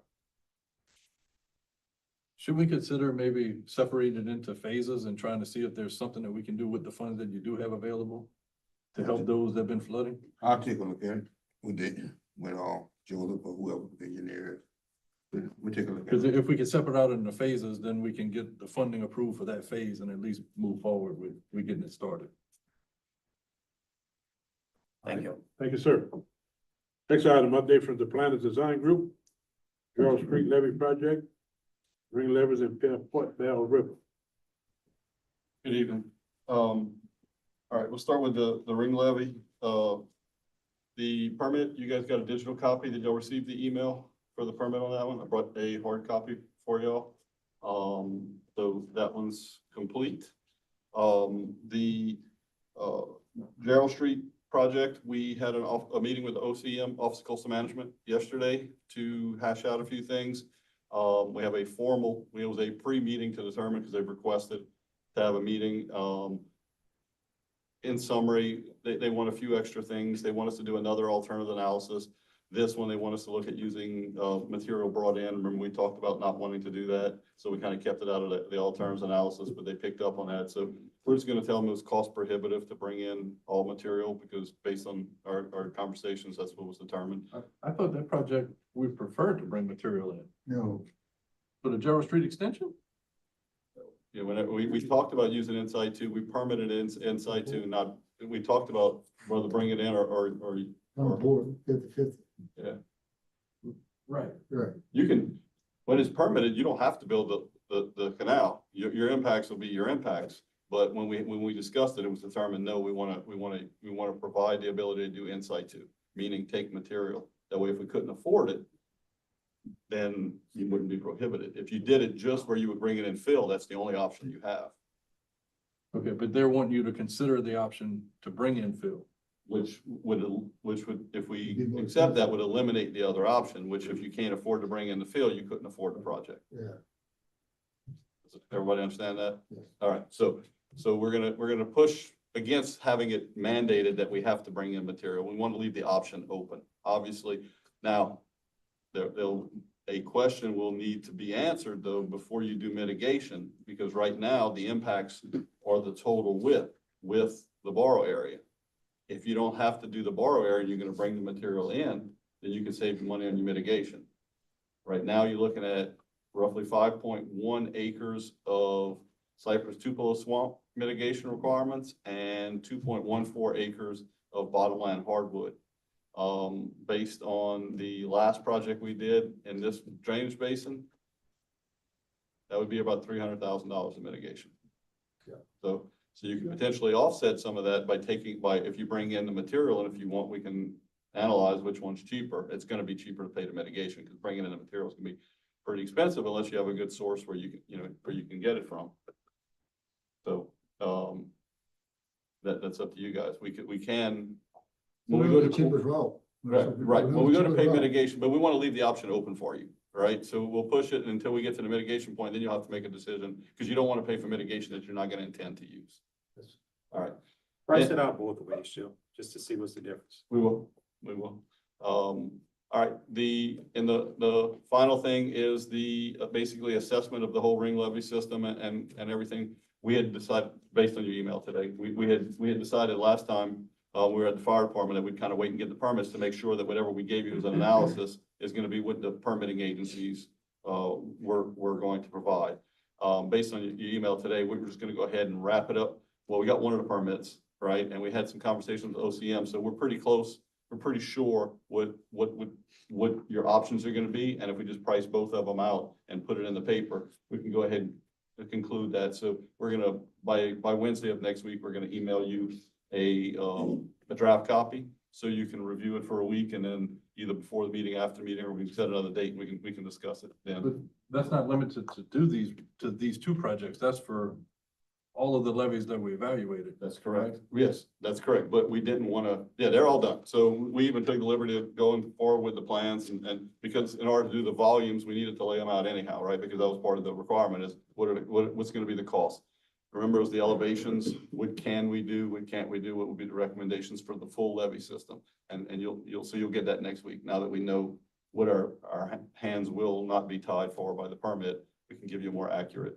Now, understand though, that these permits that we're talking about are only for the Gerald Street and then the ring levy system that we talked about with the off-road pumps, right? So if you go and do some of the other levies that are gonna be in that report, they haven't been permitted yet. And knowing that if you start going wider in situ, you know, wider than your footprint existing, you could have impacts. That make, you'll understand that? Unfortunately, yes. Yeah. Pain in the butt, I know. We just call it maintenance.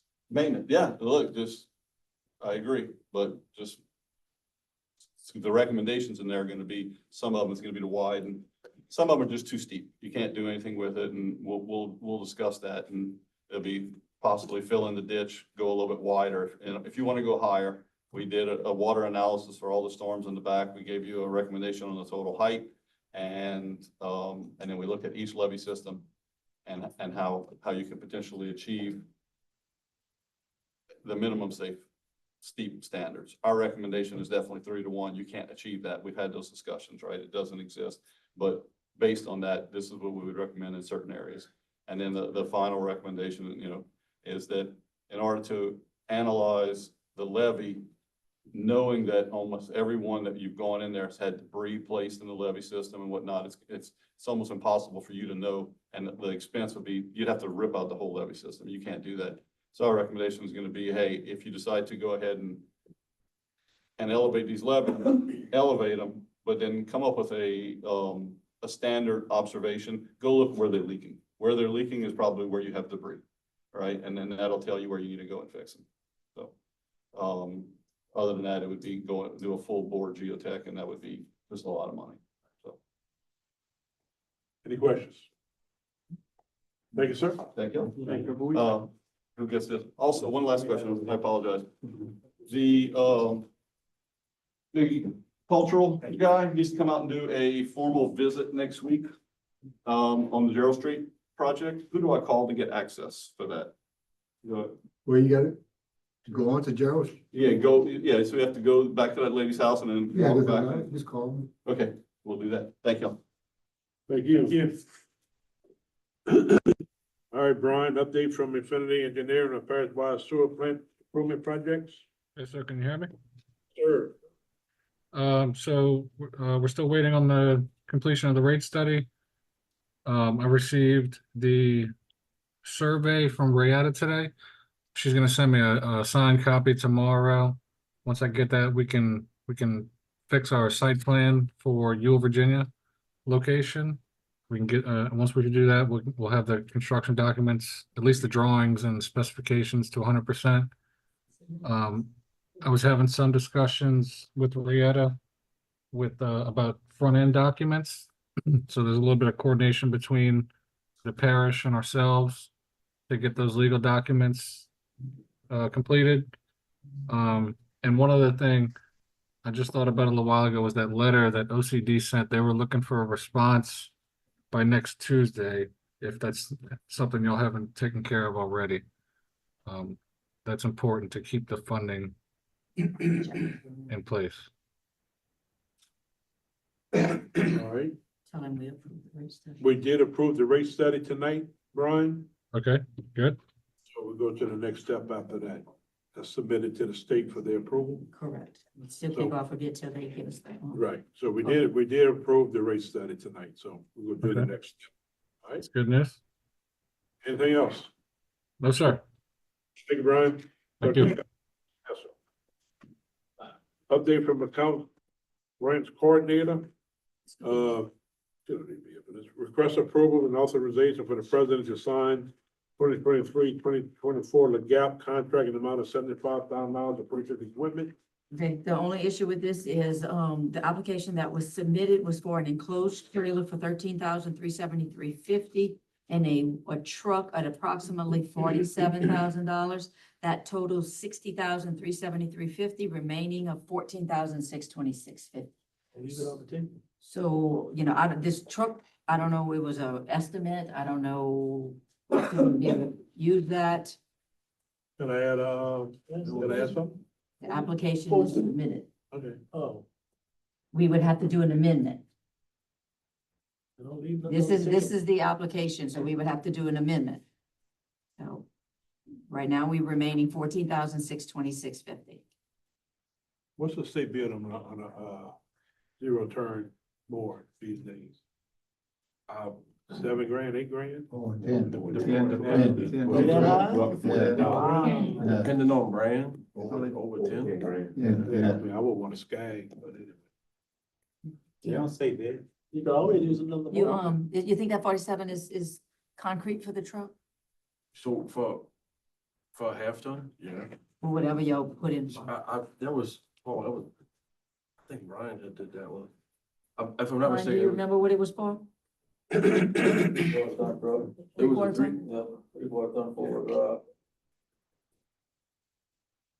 How much was that? 47? 47 is what the ask. Sounds cheap.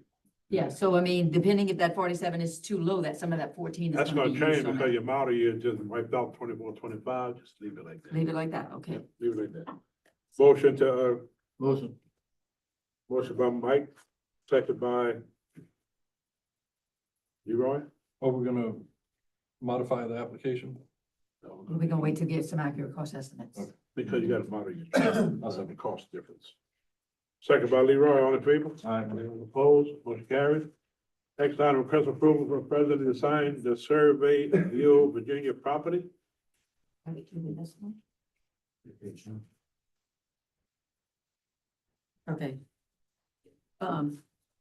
Yes, you wanted authorization for that, and then an item that was omitted was request approval, well, no, that one's under South Central Planning. The survey is right here. Request approval to sign survey of Hill, Virginia property. Chris, did you look at it? Pass that, make sure that that's. I think that's what everybody agrees to, put it up against the road on that corner. That's it. Do I get a motion? So moved. Motion by Mr. Blanchard, get a second, second by Mr. Bro, all in favor? Have another one. She also asked if we can add on to get approval for the ELOS environmental contract as grant administrator for Quonset Canal in the amount of 95,000 and Bayou St. Vincent for 180,000, all to be funded through the grant. That's the move. ELS. ELOS environmental. There was the high score for the grant management in the RFQ that we did. Yeah, I think we approved them last meeting, so now we have the contracts. 95K and 180K. 95K, 180, we need authorization for president to sign. Authorize president to sign, motion by Mr. Diaz, second by Mr. Bro, all in favor? Opposed, motion carries. Update from South Central Planning Development Commission. Mr. Gordon. Does transportation alternative program, capital grant application. Yes, Pat Gordon, Planning Director, South Central Planning. And at the last meeting, we had discussed a little bit about the transportation alternative program, the three other projects that were outstanding. We needed an engineer to finish these, and staff has, and I believe y'all directed CJ Savoy to give y'all an estimate on engineering services for that. We are providing him the information he needs from DOTD. Hopefully we'll be at the next meeting with those estimates from CJ's office. Also, I think you brought up the fact that we don't have any more money, and we're going to go ahead and use MPO money. I've already talked to Kevin about that and Cassie, and we're going to finish up these TAP grants administratively utilizing our MPO funds, okay? Because we have fully expended the 15,000. That's cool. Okay, so that if that's okay with y'all. Yeah, we're not turn gonna out come well. back with this one. Also, I don't know if Rayetta gave y'all the list of the Excel, but Have we got any actionable items other than that? You know, have you got any update? No, There's nothing changed. The next meeting, hopefully we'll have the information to CJ and he'll be able to give y'all an estimate on the engineering cost. On the Excel spreadsheet, we did get a notice to proceed from the state on the Belrose Library walking trail. So Michael Domang, after I gave him a call, he said it was actually sitting on his desk and, he got it authorized the next week, so that worked out really well. We are, of course, I think y'all are, approving the rate study tonight. Y'all did that already. For the water sector, I do have Ebony Bailey here, who's handling the water sector grant at our office with, Rayetta. And she's gonna give y'all kind of an update on some of the other information that goes along with that grant. Regarding the Shell Beach project, you know, there was some, encroachment of septic tanks and the mobile home over the property line. And, that was brought to the attention of the attorneys, and whether or not were we gonna change, maybe modify the purchase We had a agreement. meeting with them today. And we're gonna shift the lot line, is that what I understand? No, we did. The sewer tanks on the property line, they're taking the sewer tank out today. Oh, okay. They're taking that out today. The trailer is a foot on their property, so we good for the trailer. They got a porch that's, kind of on the property line. They're gonna remove that. Okay, so the purchase agreement should be ready to go then. Pretty close. We're working towards it, Okay. working towards a active cash sale draft so that we can submit to the state. Okay, well, that's great. I didn't know if we were gonna move the property line or. No, We'll make be those trying to work adjustments. through it. That's fine. Okay, I believe that, on the courthouse, Paul is gonna address some of that, later on, and, Correct. and, let's see. And it was good to hear about Cassian Canal and Vincent, that y'all have someone, that's gonna handle that. Okay, let's see. I request approval of the resolution authorizing the resubmit for project to the Louisiana Capital Outlays Portal. Oh, yeah, that resolution, you should have that in your packet. The resolution, y'all had authorized me to go ahead and prepare a resolution for 911 call center, elevation and paving of Bayou Crab Road, Monterey Park Planning and Construction, Grant Park Planning and Construction. And, we're just gonna roll those over to Have you next, looked at these applications as they are? excuse me? Have you looked at these applications as they are in the No, I system? haven't. Okay, I had communication with the sheriff, and I'm not sure if the 911 call center, he said he thought this was submitted as the location being in the back of Ezekiel. And he told me he is not interested in that location, so I don't see a need for us to put that in if we're not gonna modify that plan. Did he have another location? Yes. Might have, it We could could be, potentially, but I mean, I'd hate for us to put in something, it's a really a big Right. effort to try to change a location after the fact. Oh, I don't think that's gonna be a big problem, changing that with capital outlay. You think we have to designate the location? No, We can just put It's at a more about the location money. to be determined? yes. Would you all be okay with that? Yes. I think it needs to be, That I think it needs to be updated to make sure that it's not just A limited to 911 call one center. center, that it's expanded to EOC, Mhm. Yes. you know, and, First responder. shelter, Safe room. safe room for storm shelter. Just make sure that it's inclusive of the entire project, Not a not shelter. limited. For the And public? No. Oh, okay, but make no. sure you. Safe room, workers, safe Safe room, room, safe room. safe room. Essential personnel shelters. yes, Yeah, essential personnel, yes, right, The bulk essential personnel. yes. Yeah, that word shelter gets, like, the and public. that's for site to be determined. Site to be determined. Yes. Okay, A multi-government, Multi-jurisdictional building. emergency operations center. Right. It'll be the, EOC, that's correct. the police jury and the sheriff's office joint use facility. Maybe a couple more. And some other entities Okay. probably, but, we'll modify that. Yeah. Yeah. yes. Okay, and, if y'all want to go ahead and pass this resolution. Yeah, motion to approve the resolution by Mike, As amended. second by Byron. All in favor? Opposed? And, Carries.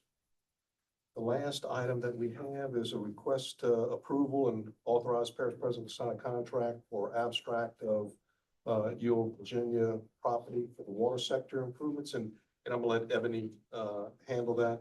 I believe it's the, abstract and the The title. title opinion, it was inadvertently Yeah, it's omitted, both. yes, it's both.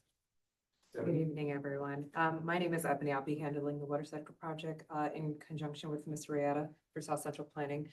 Just an update, I did hear that you guys had approved the rate study. One of the letters that the gentleman, Mr. Bryan, was talking about was the resolution. Did you guys sign a resolution for us to submit to OCD? We will after, I mean, tomorrow I will. Okay, sorry, Yeah. just on double check. And what he was talking about was by the 15th, that has to get up to the state so that we can stay online, because all of the funds from the state have to be obligated by the December the 31st. And they just wanted to confirm that we're going to be on track with this project. And if we get everything to them, the state will approve it. They said the same day, most likely. And then we'll have the 30 days to go to advertise for bids. And so I'm working in coordination with Ms. Riata and Mr. Bryan to ensure that we are on track and on schedule. Okay, the additional item that we have is Ms. Ria had asked us to get some quotes, and they should be in your packet for the title opinion as well as for the abstract. Now, you should have for the title opinion 6 quotes to review, and for the abstract, you should have 4. You put that in the packet? Tab number what? I don't see that in the packet. Unless We it's don't the resolution from South Central Planning. What should they mean?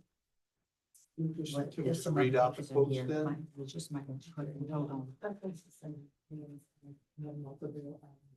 Okay. Yeah, so unfortunately, I would totally read out the quotes, like some of the, some individuals, they gave 1 quote for both the title and the abstract work, and some gave title versus abstract, so it'd be unfair of me, I feel, as though to read it out to you without you totally. looking Sure, at no, it. we need that to be accurate. That, I don't have it. that need to be, we have to do it next meeting. Okay. That Can whole- we- the upper- can we The wait? hose is up, I'm sorry. the hose is up. No, that, I don't believe this portion will not. I mean, hold up. if So we long can as we get have the some resolution, copies that's made the real most- quick, if y'all wanna hang around, we can finish these items and jump right back to Yeah, it. let's do that. Katie, we'll make some copies for everybody. You have a listing? Yeah, we can make copies. I That's can do fine. that. Yeah, You go take it. absolutely. Sure. So after we did that. We'll just finish up 6 through 9. and- Okay. All right, update on Ag Center roof project?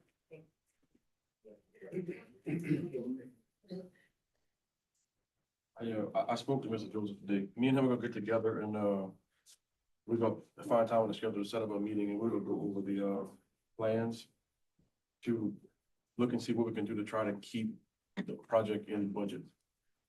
That's all right now. All right. Next item, update on courthouse renovation project? Yeah, we had me and Mr. Leroy had a conversation today with the architect, to kind of go over the estimate that was given. He's gonna redefine that estimate, give us a more itemized, detailed estimate of what the issues. And, he'll try to have that before the next meeting. So once he does that, y'all can we can kind of detail exactly what we will report to OCD as far as for how we're gonna, earmark the money for this project. So we're waiting on another detailed estimate. Some of those numbers. Yeah, that's what was kind of low that we got. Yeah. It was. No, that was, yeah, no So- architect in it. So the estimate that they gave us covered just the known damage that they could see. Right, There's a lot of unknown damage because they only see the areas that they exposed. So that's what the conversation we wanted to have with him was to see if he can refine that cost, the opinion of cost to include the contingency for this additional work that we expect. And then we can then take that opinion of cost included with the application for the RCIP funds. Yeah. To move forward. So that's where we are with that. all right, perfect. Update on fire hydrants project? Yes, the project has been re-advertised. The current bid date is set for November 5th. And as stated, we did it as an itemized project so that you can then adjust the budget to whatever money you have available using those unit item costs. When you gonna have that? The bid date is November 5th. It's currently in the paper now. I am requesting, with your permission, to post it on Central Auction House as well, as that does open it up to a wider scope. It would be at no cost to the jury to do Good. that. Good. How many contractors picked up bids already? Currently, I have 2. Motion to authorize advertising on central bidding. Second. Motion by Mr. Blanchard, second by Mr. Diaz, all in favor? Opposed? Motion carries. Thanks. Advertise. While waiting on them, I motion to deviate, we got FEMA in the house and we got DRC in the house. Table number nine. Yeah, we're gonna table number nine. The update on Tackle Park project, landing project, no action, I think we'll have more information next week. all right. We'll table that one. Motion to deviate to hear from FEMA and, DRC. Motion by. We got something? No, Mr. Chairman, I'll be speaking for FEMA on their account. They're asked not to speak, just to be present, and I gave y'all Let's deviate for. All right, Yeah. motion to deviate by Mr. Diaz, second by Mr. Blanchard, all in favor? Opposed? Unanimous, go ahead, Paul. I gave y'all a sheet in front of y'all that I'm showing, the individual assistance that was brought into this parish, and as of now, it's standing at over $4.2 million that was, allocated for individual assistance for, that's individual people in the parish, and that goes for repair and replacement of structures, that's rental assistance, and other specific needs, which be like the $750 one-time allocation. So, that, and all that money is that's not refundable, that's not a loan, that's money they can keep, not have to pay back. So like I said, I think FEMA's done a very good job with their boots on the ground, and also that the DRC is seeing about 10 or 15 people a day at the high school, where if anybody has any type of grievances or they've been declared ineligible, they can go and discuss that with a FEMA representative at the DRC. So I think FEMA's done a very good job in this parish as far as providing assistance to the people of this parish. Great, that's good news. A lot of A lot of money. Yes. Perfect. Is it? Yes, sir. Mr. Charlie, you here with DRC? Just like to get an update on the debris pickup. I know y'all got the state also, but I guess you just give us an overview of what's happening, what's the plan for tomorrow? For the parish portion, so far, we've collected 5,050 cubic yards through yesterday.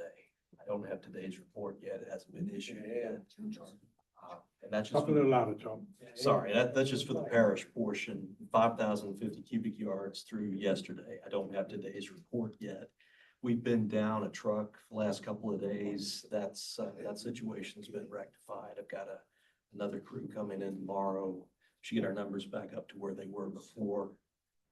We figure there's another somewhere between 5,000 and 8,000 yards left. There's an area in one portion of the parish where quite a bit of materials come out. And that's just parish material. That does not include what's on the state roads. State crews they're doing pretty well as far as getting things cleared. But working on 308, 170, a few others right now. I talked to Christie a little while ago. She said maybe some reinforcements coming tomorrow. Yes, sir, that's correct. That's what we'll be measuring in tomorrow. We've got additional trucks coming for the parish, not for the state roads, but for the parish. But it's the Trucks plural or truck? It's a double self-load. We'll have one tomorrow, and there are some others that are scheduled to come in between Friday and over the weekend. And we work 7 days a week. You know, just picking up tree branches, no hard metal. not First really. pass. At the moment, we're just doing the trees. There is some C&D, all that's been identified by Yeah. us and the monitor. You didn't touch none of that. Didn't touch any of that Okay, yet, that's strictly the trees, right? First that's pass the- trees, second Right. C and D, Yes, sir. third pass, everything. Yeah. For the strike. I just got two bicycles that messed up there, that's all. So we ought to see improvement. We ought to have at least two trucks, You'll have at least 2 trucks. and maybe one of more. them I mean, I will think run you in told me a the- little bit more, but Estimated time of completion. See, we got a good weather. It's got it does have something to do with that too, but we've got good weather right now. I think with the second truck running tomorrow, our daily totals to get somewhere in the, 600 to 800 yards a day range, which is about where they started off. And if you figure high end 8,000 yards, 12 days. Seven more, 15. 2 weeks. Yeah, about 2 weeks. Just make sure. It's been out there a while now. Yeah, I And I know my people are starting to complain. I understand. Gotta get that, but It's been challenging keeping trucks with 2 other hurricanes. So I have a question for you. We have, several debris contractors in the parish, you know, local people in the parish that have dump trailers and skid steers. They've asked if they could help in the cleanup. Is this something that DRC would consider to hire those guys as subs? Absolutely. to Send me assist? their contact information. We'll hire them right away. Okay, we'll get that to Mr. LeBlanc to get to you. Yep. And you have some business cards? I do. You leave some. Absolutely. Any other questions? Thanks. Any comment from the public or for that public comment? First call, second call, last call. All right, we got, back with the copies, so we'll do a motion to adjourn. Motion, second. Moved by Mr. Rose, second by Mr. Diaz, all in favor? Opposed? Motion carries.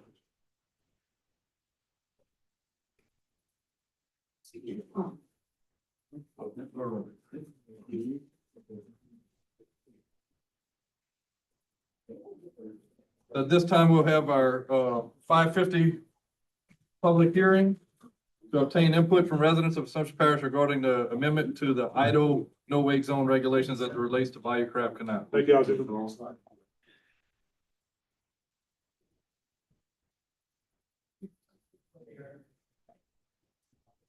Second call, public hearing.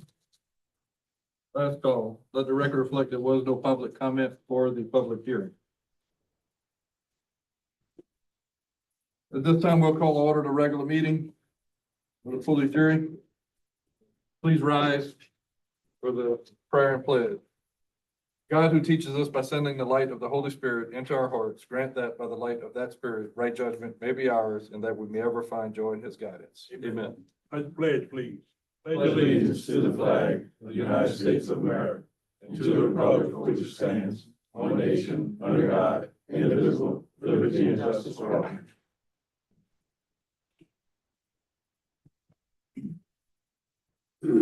Are there any corrections to the minutes from September 25th, 2024? Hearing none, I'll entertain a motion to approve the minutes. Motion by Mr. Alcorn, second by Mr. Bro. All in favor? Opposed? Motion carried. Public comment period. This time we accept public comment for any item on the agenda. Second call, last call. Let the record reflect no public comment. Drainage Committee report, Chairman Pineville. Yes, sir. Drainage Committee meeting was held this afternoon at 4:30. All members were present. We approved the following: to advertise to go out for the Bertrandville Drainage Project and the Bell Rules Lane Drainage Project. We approved the culvert replacement at 250 Rudy Boville. Aaron's gonna get in touch with with a surveyor to survey 131 College Point for a drainage ditch. No action was taken on number 5. We had an update from Mr. Savoy on the Bayou La Fouche from Conscience Canal Road,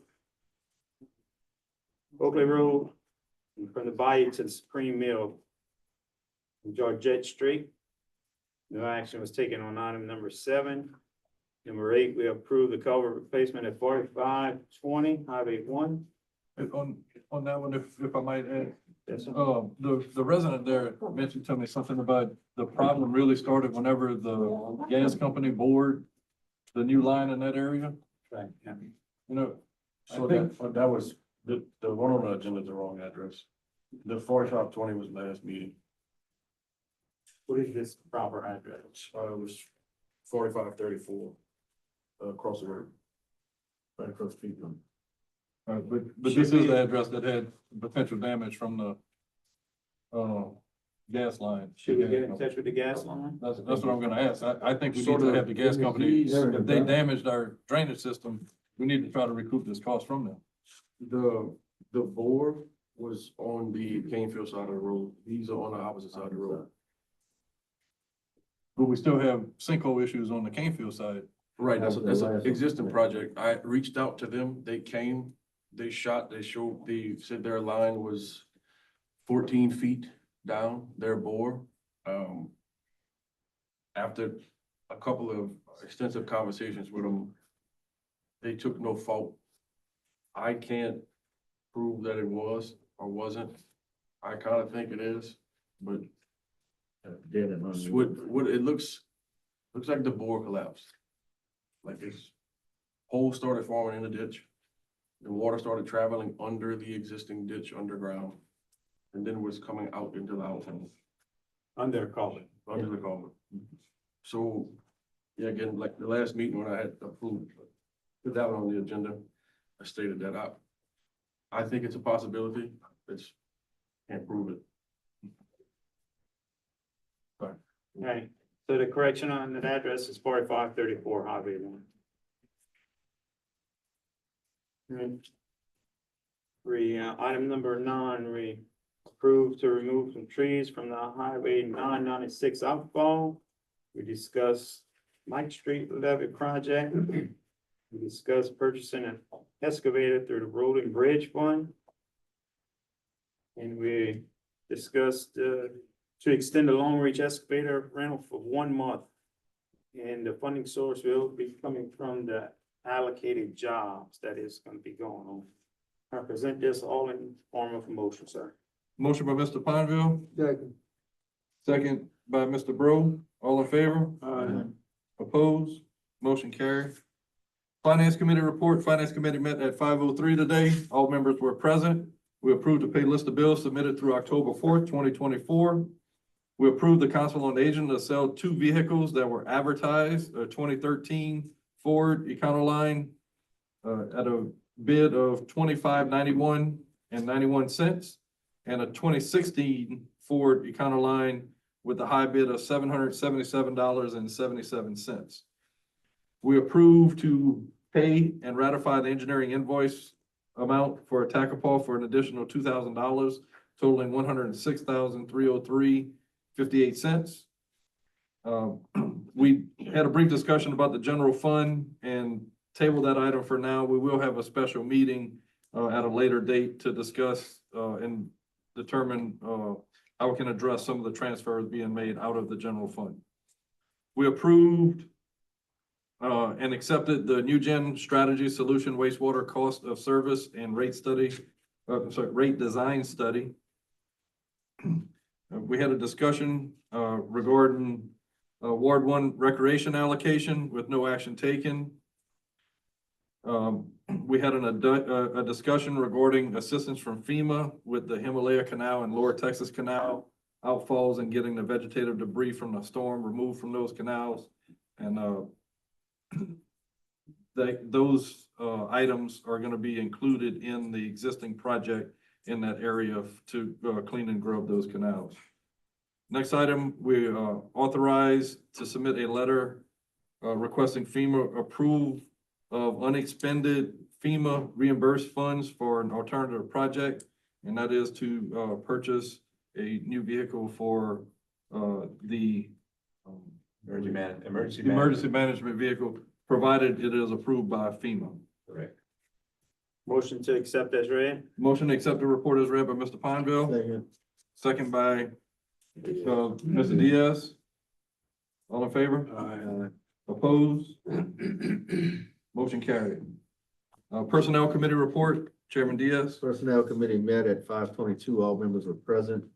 One item we approved for the job title change for APCC Maintenance Supervisor to Equipment Operator 3B. I present this in the form of a motion. Motion by Mr. Diaz. Second. Second by Mr. Nakane. All in favor? Opposed? Motion carried. Road and Bridge Committee report, Chairman Alcorn. Road and Bridge Committee met this afternoon. All members were present. 3 items on the agenda. Number 1, we received an update from Sidewalk Engineering on the road overlay program, and we approved the budget overage. Item number 2, there was no new information. Item number 3, we received an update on, for Cajun Street. Cajun Street, Ward 9, as pertains to survey.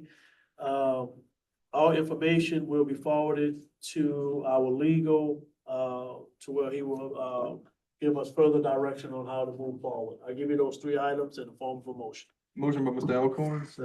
Second by Mr. Mathern. All in favor? Aye. Opposed? Motion carried. Engineering Grants Committee report. Chairman Nakam? Yeah, I will. We do that first? Yeah. That's, we took a little time out. We got the abstract amount for, Well, we got the proposal. We got the the swing. proposal. Okay, what is it? Oh, no, she's got to explain it. Yes, it's very confusing. I said very specifically, may you please submit, this is for the water sector project again, a quote estimation for title services for the Virginia property as well as for an abstract. They were also given the option if they provide both services, as some entities do, that they could provide it as well. But to please give us an individual estimate for each item, for the two specific services. So unfortunately, some, as you will see, are a little bit, they've provided several different line items, and so it is a little bit difficult to kind of dissect. The first one that I'm looking at is for the title opinion, and that is the packet that has Brennan on the top, Brennan or Brown, I'm mispronouncing that, but that's where we can start. The quote estimate is for 800 for the title opinion. For Sharon Morris, for her title opinion, the quote estimate is 1,500. Some of these provided extra, if they, some of them do additional services when it comes to titling, and so that's why you'll see some of these additional things. They would have to kind of explain what those additional fees and services are for. Unfortunately, I cannot explain that to you. Starkey Title, they provided a estimate, I want to say, of 150 for the title. I believe they have some additional fees on there as well.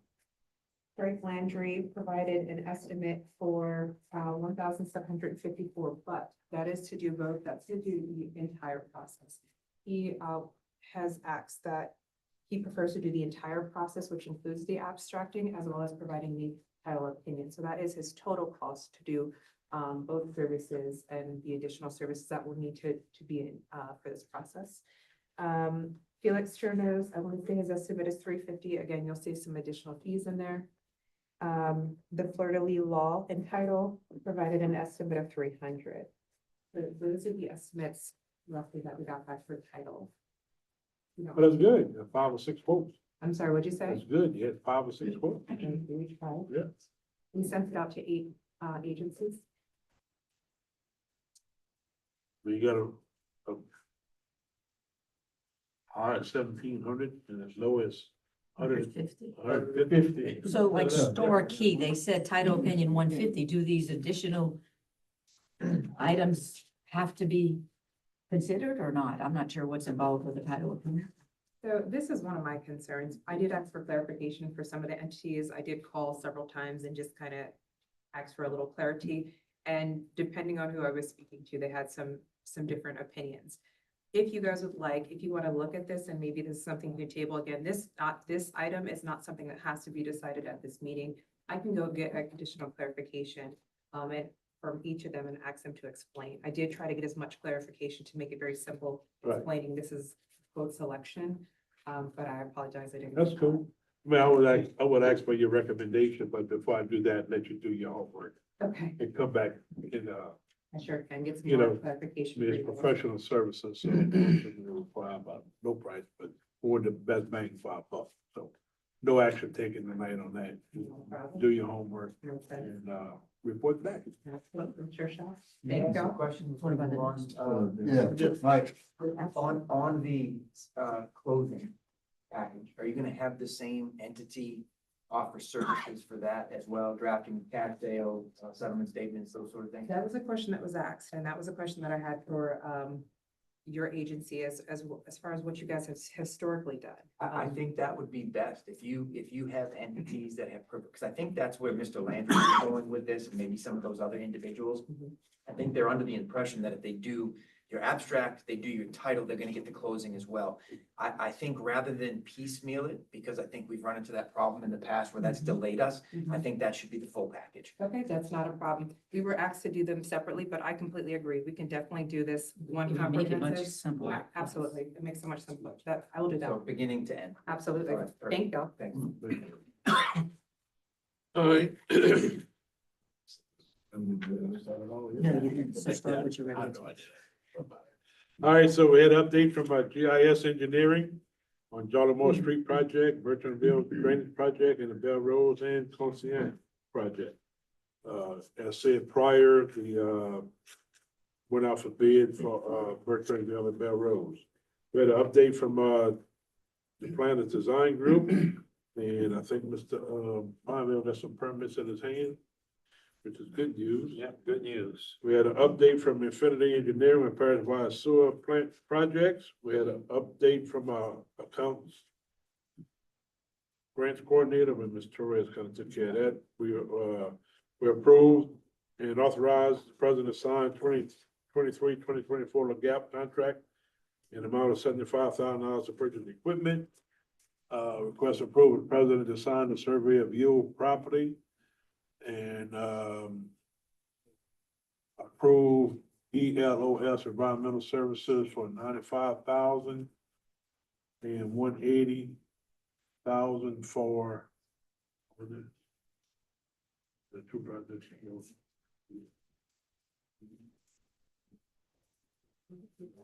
This is Conscience and Conscience. Bison. Bison. Conscience and Bison. Conscience first and Bison, Correct. by you say. That's Vincent, respectively. All right. We had update from South Central Planning Development Commission, discuss transportation alternative program grant applications, request approval resolution authorizing resubmittal of 4 projects to Louisiana Capital Outlets Board, which there's no action taken on that. Request approval and authorize president to sign contract, which we tabled that one to get more information, do a complete project on that one. Updated Ag Center roof project, had updated courthouse renovations project, updated fire hydrants, which we will, sort out central bidding to get some more prices on that project. No item on Tacopah Landing, and we had an update from Mr. LeBlanc of FEMA. FEMA has awarded $4.2 million in assistance so far in Assumption Parish, great news. They are still accepting applications, I think, so. Correct, yes, sir. So, they're still at the high school. Yes, sir. You know, so if you in need, FEMA has a checkbook and look like so far so good, $4.2 million. And we heard it got an update from DRC that's picking up our debris contract, and he estimated 12 days. And, hopefully they'll finish with that, but it remains to be seen. And I think that's all.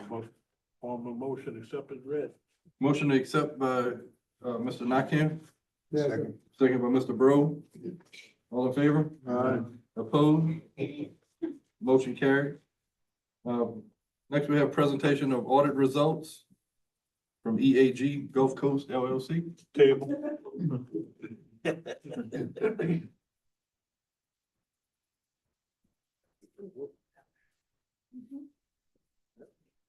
I'm sorry, we ran everybody off. Nobody wants to- Been a year already? Well, yeah, it seems like it just happened. I know y'all got the audit reports electronically, but this is just the summary version of what we're gonna go over. Much better than the picture. I'm gonna leave this on this in that box. Everybody needs one.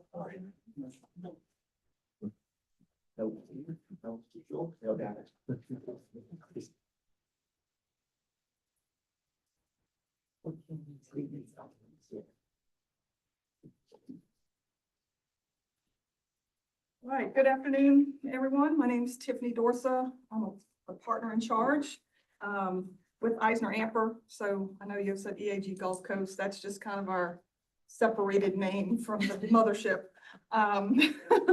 But we are with Eisner Amper. We're going to walk through the audit results for December 31st, 2023.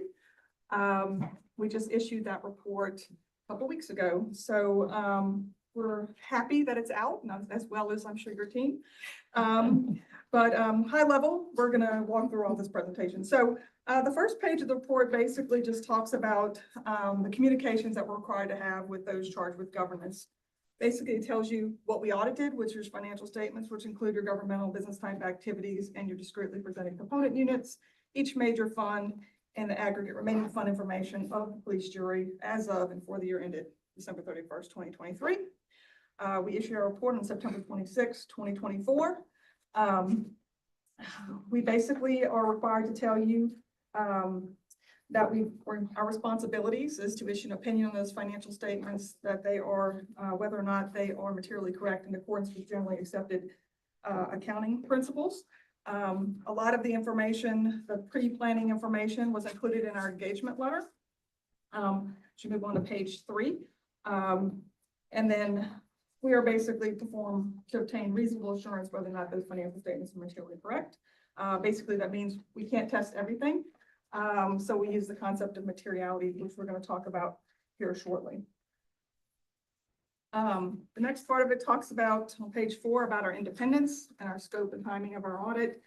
We have to remain independent in accordance with standards in order for us to issue this report. That basically means that you have to take responsibility for financial statements, even though we assist in the preparation of those financial statements. And we cannot perform any other service that would impair our independence.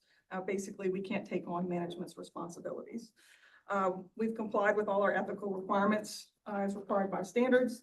And we do present now in our engagement letter items that we consider of risk to the organization. That's now a new requirement in our auditing standards. Basically, the only risk we identified, and that's in every audit and every engagement, is management override. So we do consider that as part of our audit process. Most of that, we ask a bunch of questions. We do journal entry testing, and so we have dedicated procedures that we do to cover to ensure that there's not an override of controls by management. So we didn't have anything to report to you, by the way, on that. I mentioned materiality earlier. The next page kind of talks about the concept materiality. Basically, it's a judgment call, but it is about who are the users of your financial statement and whether or not they would consider an item to be material to your financial statement. It includes both qualitative and quantitative factors. And it's really about the needs of the users of a group, not someone individually. So we do consider that. It is a number we calculate, but it is something that we kind of add in a bunch of different factors. Would somebody care if there was a misstatement in your financial statement? So we kind of audit to that degree. The next page discusses the significant accounting policies and any unusual transactions. The significant accounting policies that are adopted by the police jury are found in Note A of the financial statements.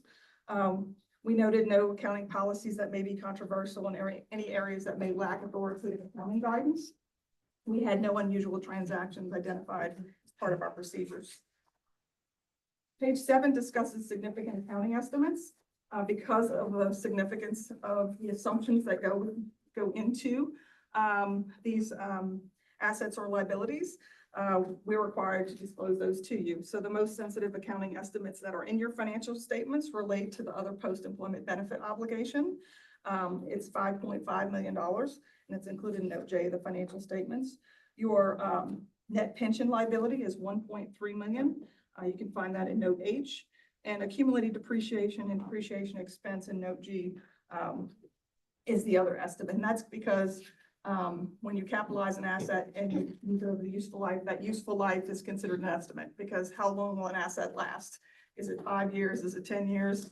Is it 40 years? So that is an estimate. And so that's why that's included in this communication.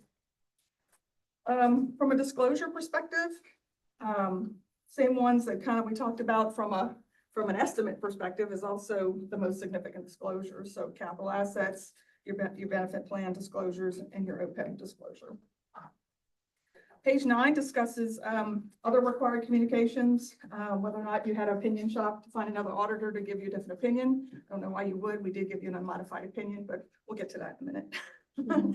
We didn't identify any potential or known fraud. We didn't have any material non-compliance with laws or regulations. We did not have any disagreements with management when performing our procedures. We did not have any difficulties with the information we were provided by management in performing our procedures.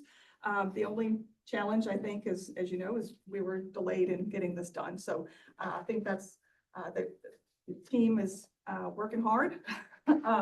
but challenges in staffing. And just since COVID, I think it's been a real challenge for everyone to kind of keep up. So I wouldn't call that a difficulty. I would just call that a challenge for your management team. And then where there were no other alternative accounting treatments that we have to talk about. So Suzanne is going to go over the high level of the numbers. My name is Suzanne Giroir, and I am a director with Eisner Amper. So I'll talk about the financial information here, but so you need to remember this is numbers as of December 31st, 2023. So it's pretty stale. It's over 9 months later. So just keep that in mind as we go through. So on page 11, the government-wide financial statement. So this is the long-term focus of the numbers, which means that this is full accrual numbers. So capital assets are included in here, your debt, your pension liability, and your also other post-employment benefit liability as well. So there's a comparison of 23 to 22. So you can see that overall, there's a nearly $4 million increase in total assets. So your total assets of $92.6 million are mainly made up of cash and investments of $37 million. You have fixed assets of about $47 million, and then you have receivables of about $8 million. How much cash you said? Cash and investments together, about $37 million. Touching some of that. She gonna say we don't have it. Well, wait, you gotta Why get you to asking about that? She gonna say we don't have it. You don't have it.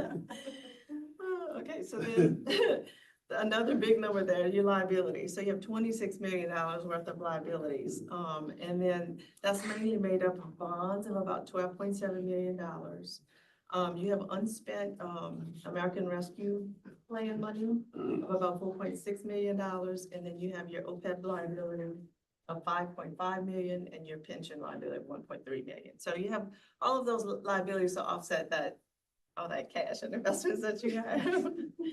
So then your net position, your total net position is $67 million, but of that, $42.4 million is tied up in capital assets. Then you have restricted net position. So again, that's funds that you have, but it's restricted for specific purposes. About 19.7 million of the 24 is restricted for public improvements. And then federal and state grants restrictions are about $4.6 million. That's money that came in that you have not spent yet, but it's earmarked for specific. So sorry. $37 million. We now want to talk about unrestricted, Yeah. 365. So yeah, so your unrestricted is only 365,000. Exactly. Thank you. However, it was negative in the prior year, so you do have that nice change there, positive change. See, we're in the right direction. So, all right, so we go to page 12.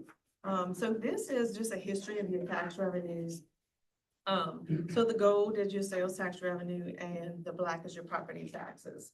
So you can see for like sales taxes kind of had some significant changes over the years. The years 2008 through 2013, there were a number of sales tax audits. And so that's why those numbers are fluctuating so much there.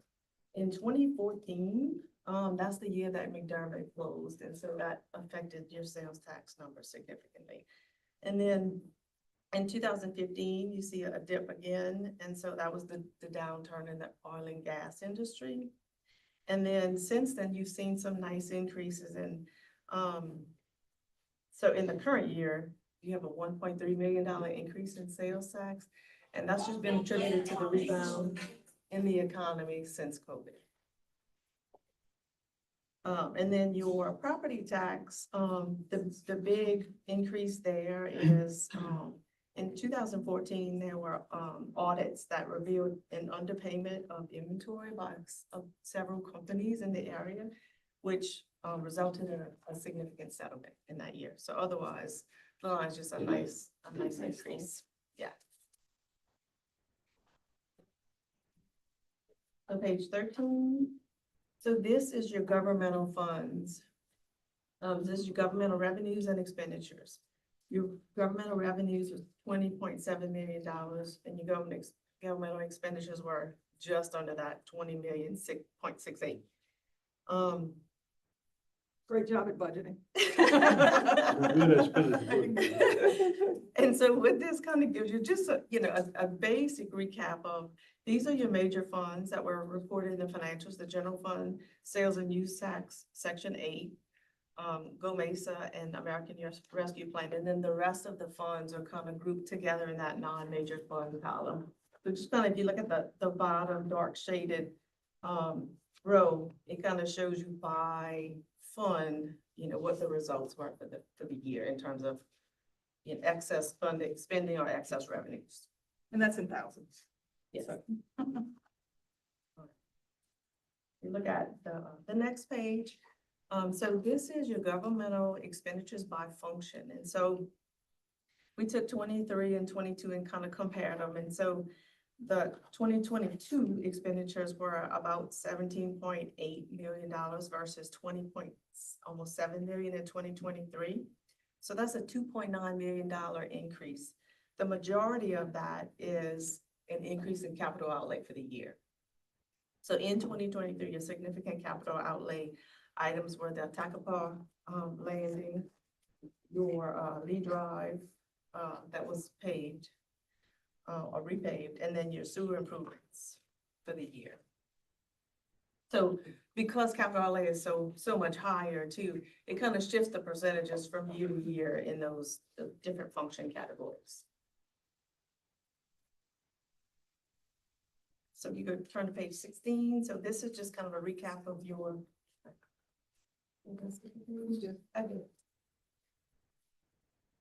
Okay, here we go, sorry. So this is a graph of your federal grant expenditures over 16 years.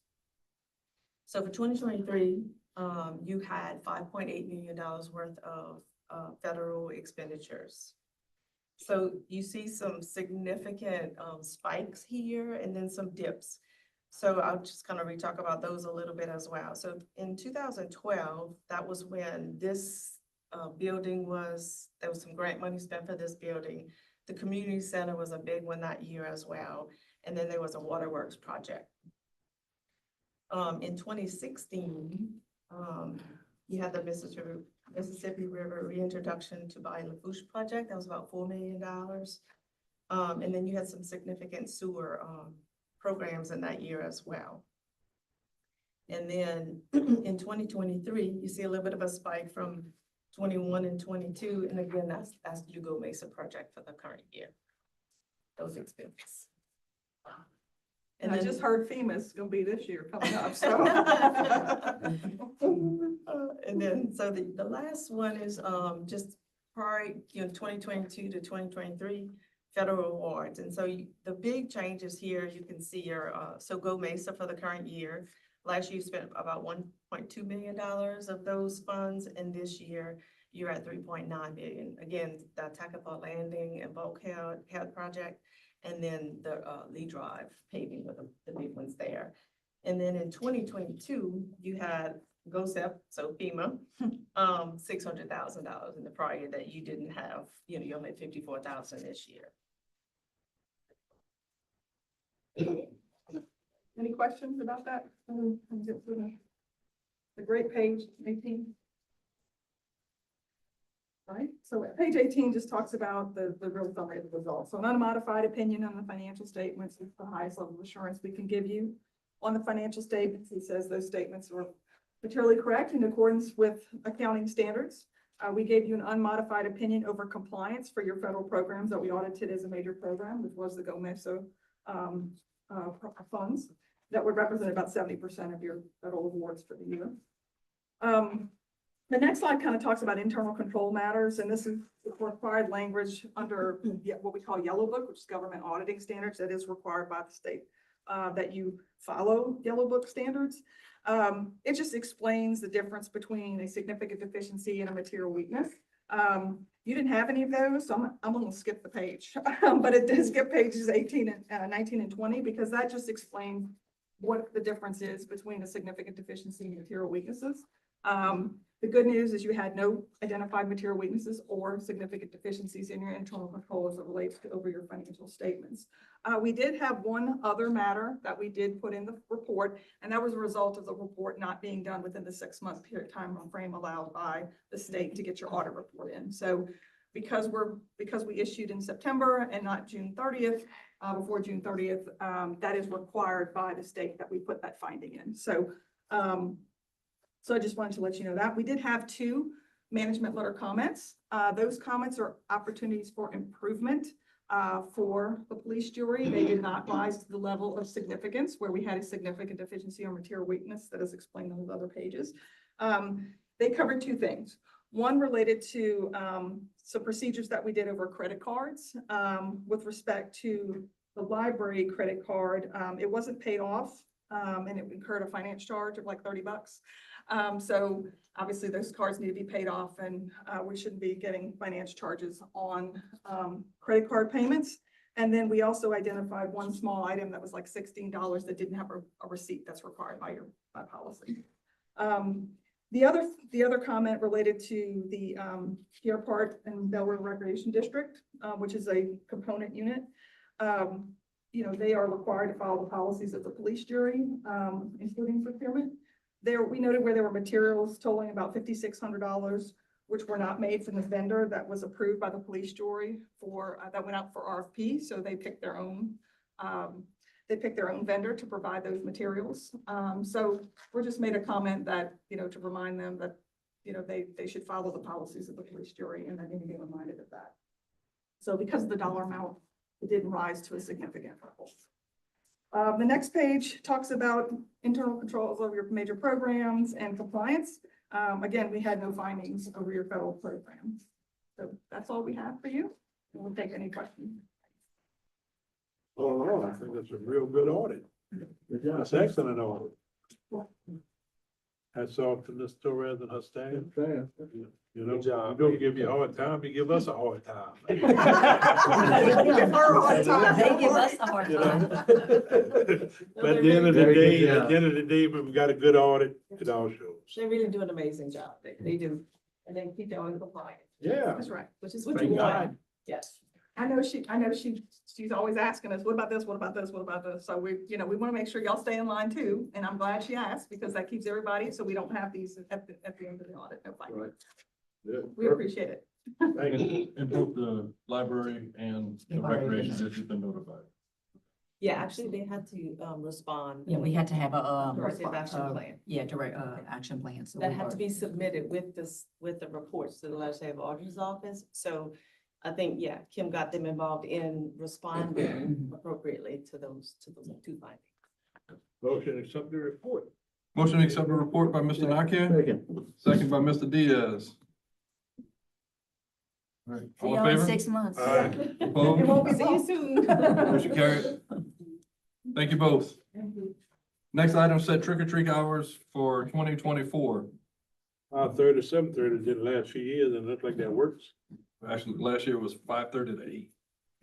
Back in, We did a half an hour. yeah, we did 5:30 to 8. to 8. Go with that too. 5:30 to 8, motion. On October 31st. Right? All right, motion by Mr. Nakir, set trick or treat hours for October 31st from 5:30 to 8 p.m. Second by Mr. Alcorn, all in favor? Opposed? Motion carried. Request approval for the Assumption Foundation for the Arts to receive the nonprofit rental rate for the Assumption Parish Community Center for August 2nd, 2025.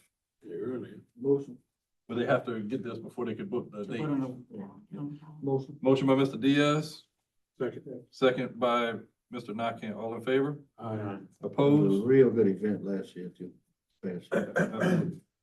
Motion carried. Request approval for free usage of the Assumption Parish Community Center for Ward 1 Recreation District, Ryan Alcorn, for October 11th, 2022. Questions?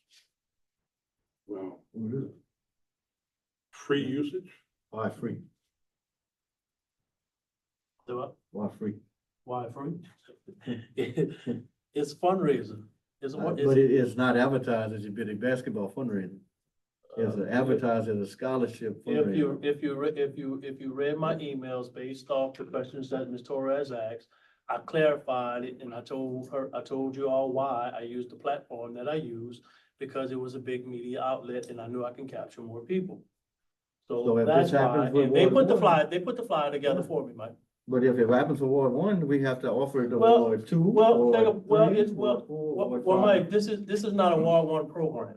Remember, this program covers kids from all throughout the parish. I know, I don't need to, So the only thing with Ward 1, we're just overseeing it and governing. But you realize if Veterans Park, Ward 789 wants to use this building, they could use it for free. If Labadeville Ballpark, if they want to use it, they could use Bayou Lewis, same thing. So Mike, check this out. At the end of the day, as a leader in this parish, the only thing I've ever tried to do was try to bring something positive to this parish and have something parish-wide. We all do. At the end of the day, I don't have any skin in this game. Everything that is accounted for comes straight directly to this office. I agree. So therefore, it's going back to this office with whatever is made, whatever is purchased, whatever is done. Nothing come. Basketball game soon? So no, it's gonna be a dance, it's gonna be a fundraiser, right?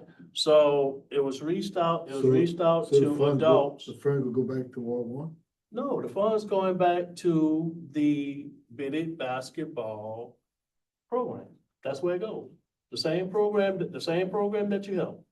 Ain't going back to Ward 1 Rec District. It's going back to that Pacific. Yeah, it goes to that Pacific program. That's all it is. So The rec board makes the decisions on where the funds are being spent. Do the rec board makes the decisions on where the funds the funds could be spent for that program. That's it. That's it. That's it. And basically, to clarify a little bit more, Mike, when you talk about scholarship, based off the email too, we had to turn some kids around. Well, we didn't turn no kids around. Kids didn't have enough, didn't have, because of the cost, they couldn't afford it. I said, well, why not? Let's try to see if we can try to help deter that and have all kids involved that do, so we don't have to, so, children can participate in it. So we'll go scholarship. And also too, to bring in since this is gonna be a self-funded program now, because you still gotta fundraise, we trying to expand. We trying to do a little bit more, because guess what? At the end of the day, this program is not just about playing basketball. It's also building lifelong memories. The basketball thing, people can come do. Absolutely, Free. absolutely, absolutely. The question I got is, it should have came to the parish a month before. Well, this was a last minute thing, Jeff. I know it's Because guess what? We don't have leverage. We don't have the ability just to go and use the center, so. I get that too. Yeah, it was last week. All of us don't have to say, hey, I'm gonna book the center for me and I got it, it's mine, we're gonna use it for the facility. It's not fair. And I don't think it's, that was fair about doing it. If we're gonna be asked to give a $12 million facility free rental, I think we need to come to us before even any advertisement went out whatsoever. Without a doubt, it should have come to the jury first. Say, hey, I'm considering having a fundraiser. This is what we need, blah, blah, blah, blah. What y'all think? Now you got a event scheduled for Friday night. You want free. You got no event, no rental event insurance, which you gotta have, in my opinion. Yes, you do. Got $1 million. Under the parish umbrella. No, separate. Separate. It's attached, yeah, it's separate. Yeah, it's separate. Right, we didn't see that. Well, it says Ward 1 Rec District with our address. So we. It's still an extra $1 million. That's us. That's us. That's us. That's the parish. So the parish is liable if something happens. My question. Somebody break a leg. You're covered. The issue that I have with the free usage is it's not free to use the facility. We still have the electricity, we still have the cost to clean up and those items. Just like we do for any other facility, any other rental. I think that those costs should be itemized for this usage and deducted from was ever transferred over so that the remaining, that we're not subsidizing the use of the facility through the general fund or through the building fund, that it comes from the funds raised at this event. So when we look at cleanup, we cleaned it up spick and span, so we never have a parish employee. Cause, you know, again, like I put in the email. That's not true. You still have use of the bathroom facilities, all the toiletries. Oh, all of yeah, those yeah, items. okay. Those things that are Okay. all used, there's a Okay. cost of use for the facility. It's not free to use the facility. That's all I'm saying. Okay. I think there should be some value assigned to the usage of the facility so that the fundraiser is covering that cost, not the taxpayers of the parish. So what you good with paying? How much? It should be the same as the item before. Ain't got no money. But don't worry, I'll find someone. That's his best word. He loved that word. It should be the same amount as Love that word. the one we just approved before for the nonprofit What remedy. that was, what that is, 2,500? Let me ask you a question. So these rentals that we do in the adjustment zone, and this is all 5-hour rentals? Not for that other event. The Assumption Foundation for the Arts, they're looking for a 2-day event next year. That's $12, $14. Yeah, but they are a Yeah, nonprofit they're organization. And they doing good. It's a goodwill. I'm not knocking that. Just same thing we doing. Goodwill, not knocking that. But they actually have a 501c3 status, and I think the contract reads for 501c3 status is automatic half off. Right, so we really technically do not have to approve that Right, one because they- according to the contract, we've Right. already approved with the presence of a 501c3, which they have, that particular foundation. I got 500. What is the rental price, regular rental price for it? Like 2,000. For the gym? I'll move to the other side for cheap. $5,000 for the gym. I'll move to the other side for cheap. And the reception hall is 2,000. And what are we charging, the other group? I don't, they have multiple days, I think. I'm not sure. I don't have the contract in there, but half of a nonprofit would be 2,500. Per day. It's Per day. the contractual agreement for a nonprofit organization. That's part of the terms in the rental agreement. They're just wanting to get that we recognize that they're a nonprofit so that it can engage that part of the contract. Back to the insurance, this one has recreation have insurance. Or they piggyback it on. the That's falling under us. Falling on us.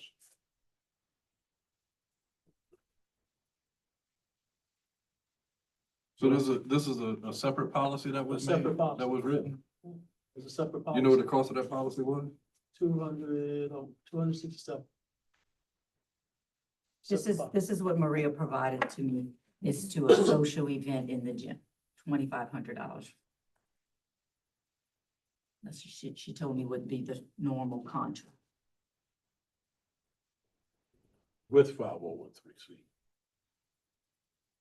She gave me this and she said fundraising event with 501(c)(3) is half off. So I'm not sure, I'm not real clear if this is already accounting for that. Gotcha. I thought it was 5,000. Should be 5. Yeah, That's what I thought it was 5.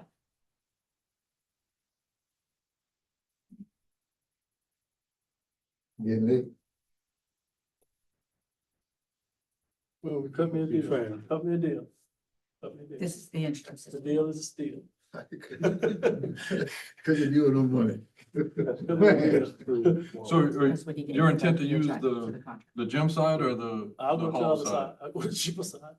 I'll go to the cheaper side. Cut me a deal. Get about learning some money. The normal fee is 501(c) would be 2,500 for the gymnasium.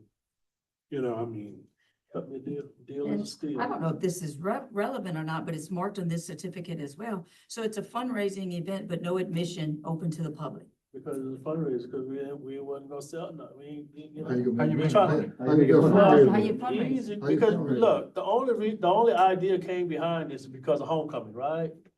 Because people usually come home for homecoming, and, you know, we used to have homecoming dances way back in the day. Now it's almost like a thing of the past, right? So why not use the opportunity to try to capitalize, well, man, people come home for homecoming. Let's try to put something together to try to raise some, you know.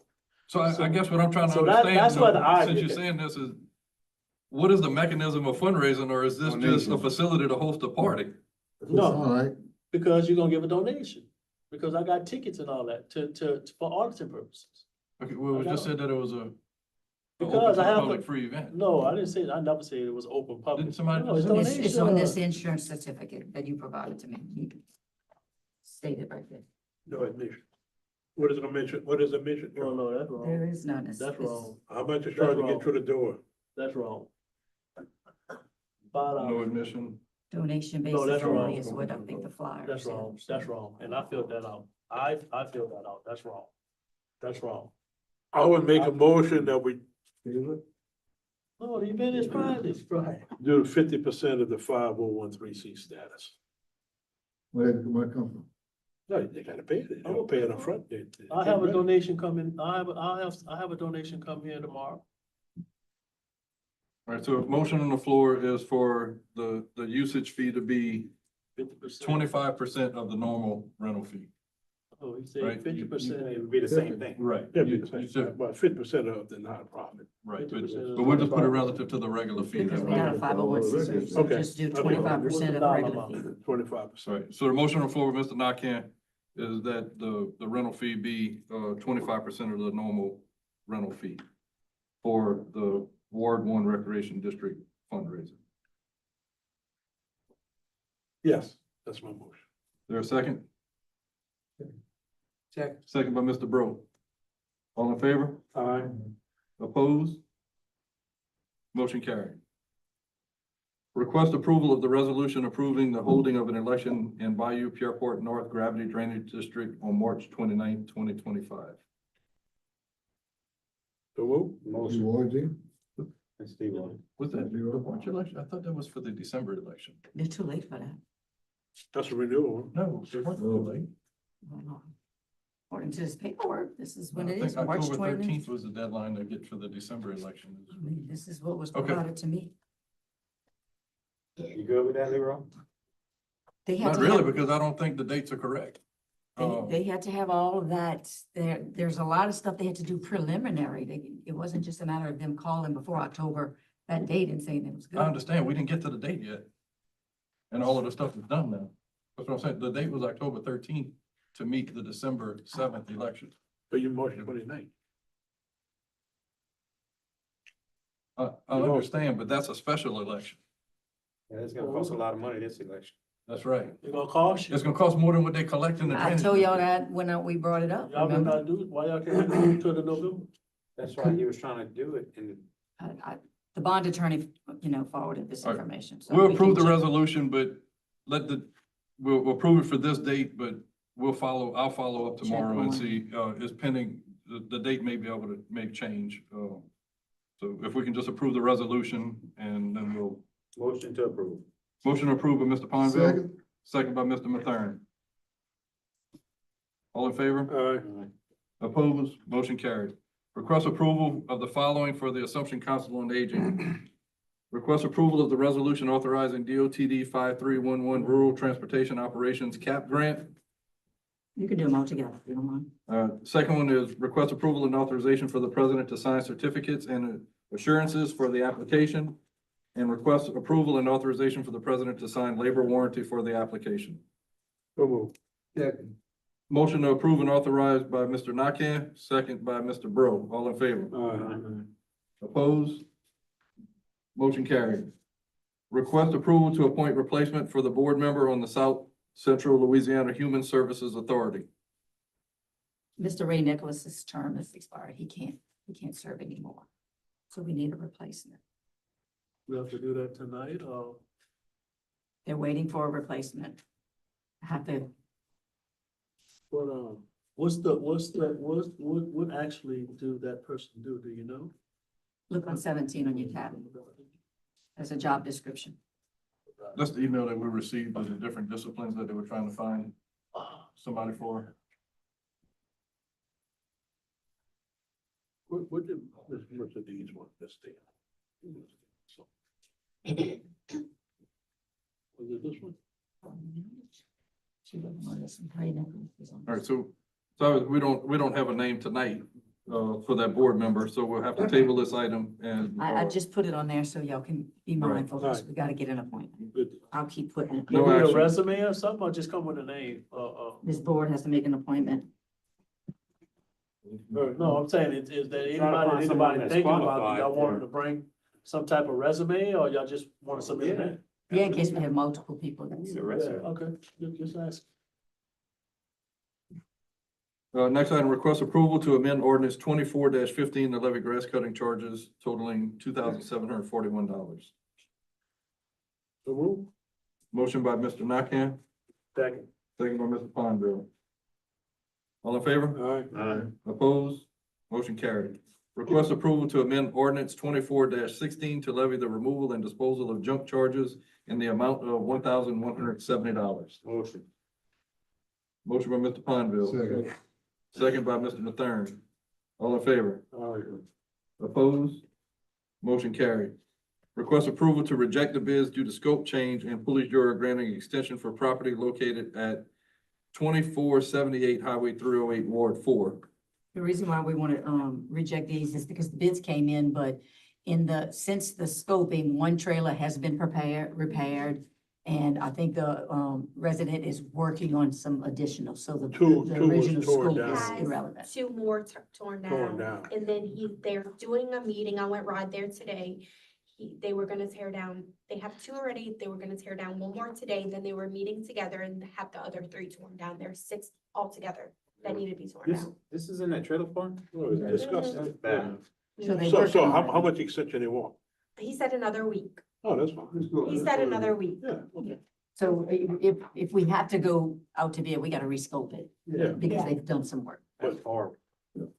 At least they're doing something now. Yeah, they At doing least something. they trying, they making That's All right, right, they progress. making so- progress. So Thank God you catching it. Motion to reject by Mr. Bro, Huh? to reject the bids. Can You wanna I reject? entertain a motion to reject the bids? Yes, Motion by yeah, Mr. yeah, Diaz, yeah. second by Mr. Pineville. All in favor? Aye. Opposed? All right, Motion but- carried. But you did have the extension on the same thing. Your grant extension. Yeah, we dealing with the extension. Okay, Yeah. We're doing that internally. Okay. Yeah, she's following up. Yeah. okay. Request approval of the first phase of the derelict structure procedure for dwelling located at 186 Highway 1012, Ward 4. You got a picture? Yeah, in the packet. It's one of the- We'll have It a looks like picture it's of the a house. shed. It's a shed. It's a shed. The shed, where's the shed? That one's a shed. I'll second Mr. Bro's motion. Motion by Mr. Bro, seconded by Mr. Nakam. It's a derelict structure. I have the house, the address that they gave me. There's nothing wrong with the Yes. house. It's a shed behind it. Shed. I went to Would the you- house too, but there's a shed All right. behind the house. So what's with the shed? It's a derelict shed. Is it derelict? Look in there. Yeah, you have a Wait, picture of it Wait, in wait, your wait, that packet. don't sound too right. You say you got a house and then you got a. No, I got shed. the address of the house. I He saw got it a on picture Wednesday. of The the house looks house. beautiful. The house is nothing wrong Perfect. with it, but there's a shed behind it that's, It's there. In somebody's personal backyard, uh-huh, that's causing a Wait, so- nuisance. So he just showed a picture. Is that the house? that's the The house. house and Yes, the that's the house. So is that house just under construction or? No, it's, no. The house, it's perfect. nothing's wrong with the Grass house. is cut right, everything. It's just the shed in And the the ordinance backyard. does And the allow for ordinance auxiliary says- structures, not just. Yes, What's with the structure? we looked over it. They have structures And it in was a there. private individual made the complaint. Mhm. Okay. The neighbors, because they don't get Well, they along. Follow the process, man. Motion That was approved. scary based off that picture, man, like, whoa. All right. Motion So- approved first phase. Right. We had a motion by Mr. Bro and a second by Mr. No, Nakam. I didn't. No, he didn't. I'm motion. Motion by Mr. Nakam, second by Mr. Pineville. I don't see why you gotta tear down the shed. All in favor? All in favor? Aye. Opposed? Yay. Wait, did you Wait, make the hold on, motion? hold You on, made the hold on, motion. hold on. No, No. Nakam made the motion, Okay, Pineville second. You got one nay on that. okay. Charlie Brown, all right. I don't think you should have to tear down the damn shed. Request approval of the first phase of the derelict structure procedure for dwelling located at 101 Heather Street, Ward 8. This one, on the other hand, we need to table because power is on the structure and they do have residents. And just to let you know, Jamie, I don't know if you got a call yet, but the lady that made the complaint is not happy. And she's gonna push, but I mean, we have people living in the house. You know, And then the people that live there, they're gonna be calling you too, because they say, well, that's my cousin. so. Table. Starting some more mistakes. Yeah, well, no, bro. It's bad, it's bad. The Board of Health will have to shut them down. They said they're getting a new Maybe trailer. one. They said they're getting a new trailer. They're working on the process of doing it. It's just. 23, let's go. Item table. Next item, request approval of the second phase of the derelict structure procedure for dwelling located at 332 Tigerville Lane, Ward 7. Second phase, Second phase, out to bid. no action. Motion. Motion by Mr. Nakam, second by Mr. Pineville. All in favor? Opposed? Motion carried. Request approval of the second phase of the derelict structure procedure for dwelling located at 334 Tigerville Lane. Same thing, they didn't cut the grass for the extension, so we know how they wanted a 4-month extension. He said only if they cut the grass. They didn't cut it, so we need to follow along with the ordinance. Okay, but the grass and the derelict is two That's two different, different- that's two Yes, different. but you said you'll grant the 4-month extension as long as If they catch up. if they cut the grass. If they showed an effort Yes. to Yes, they start could do cleaning that. up. Showed no Yes, effort. and they did not. They did not. Motion. Motion by Mr. Pineville, Second. second by Mr. Diaz. All in favor? Aye. Opposed? Motion carried. Request approval for the following occupational license, Terrio Dozer Service, Fairport.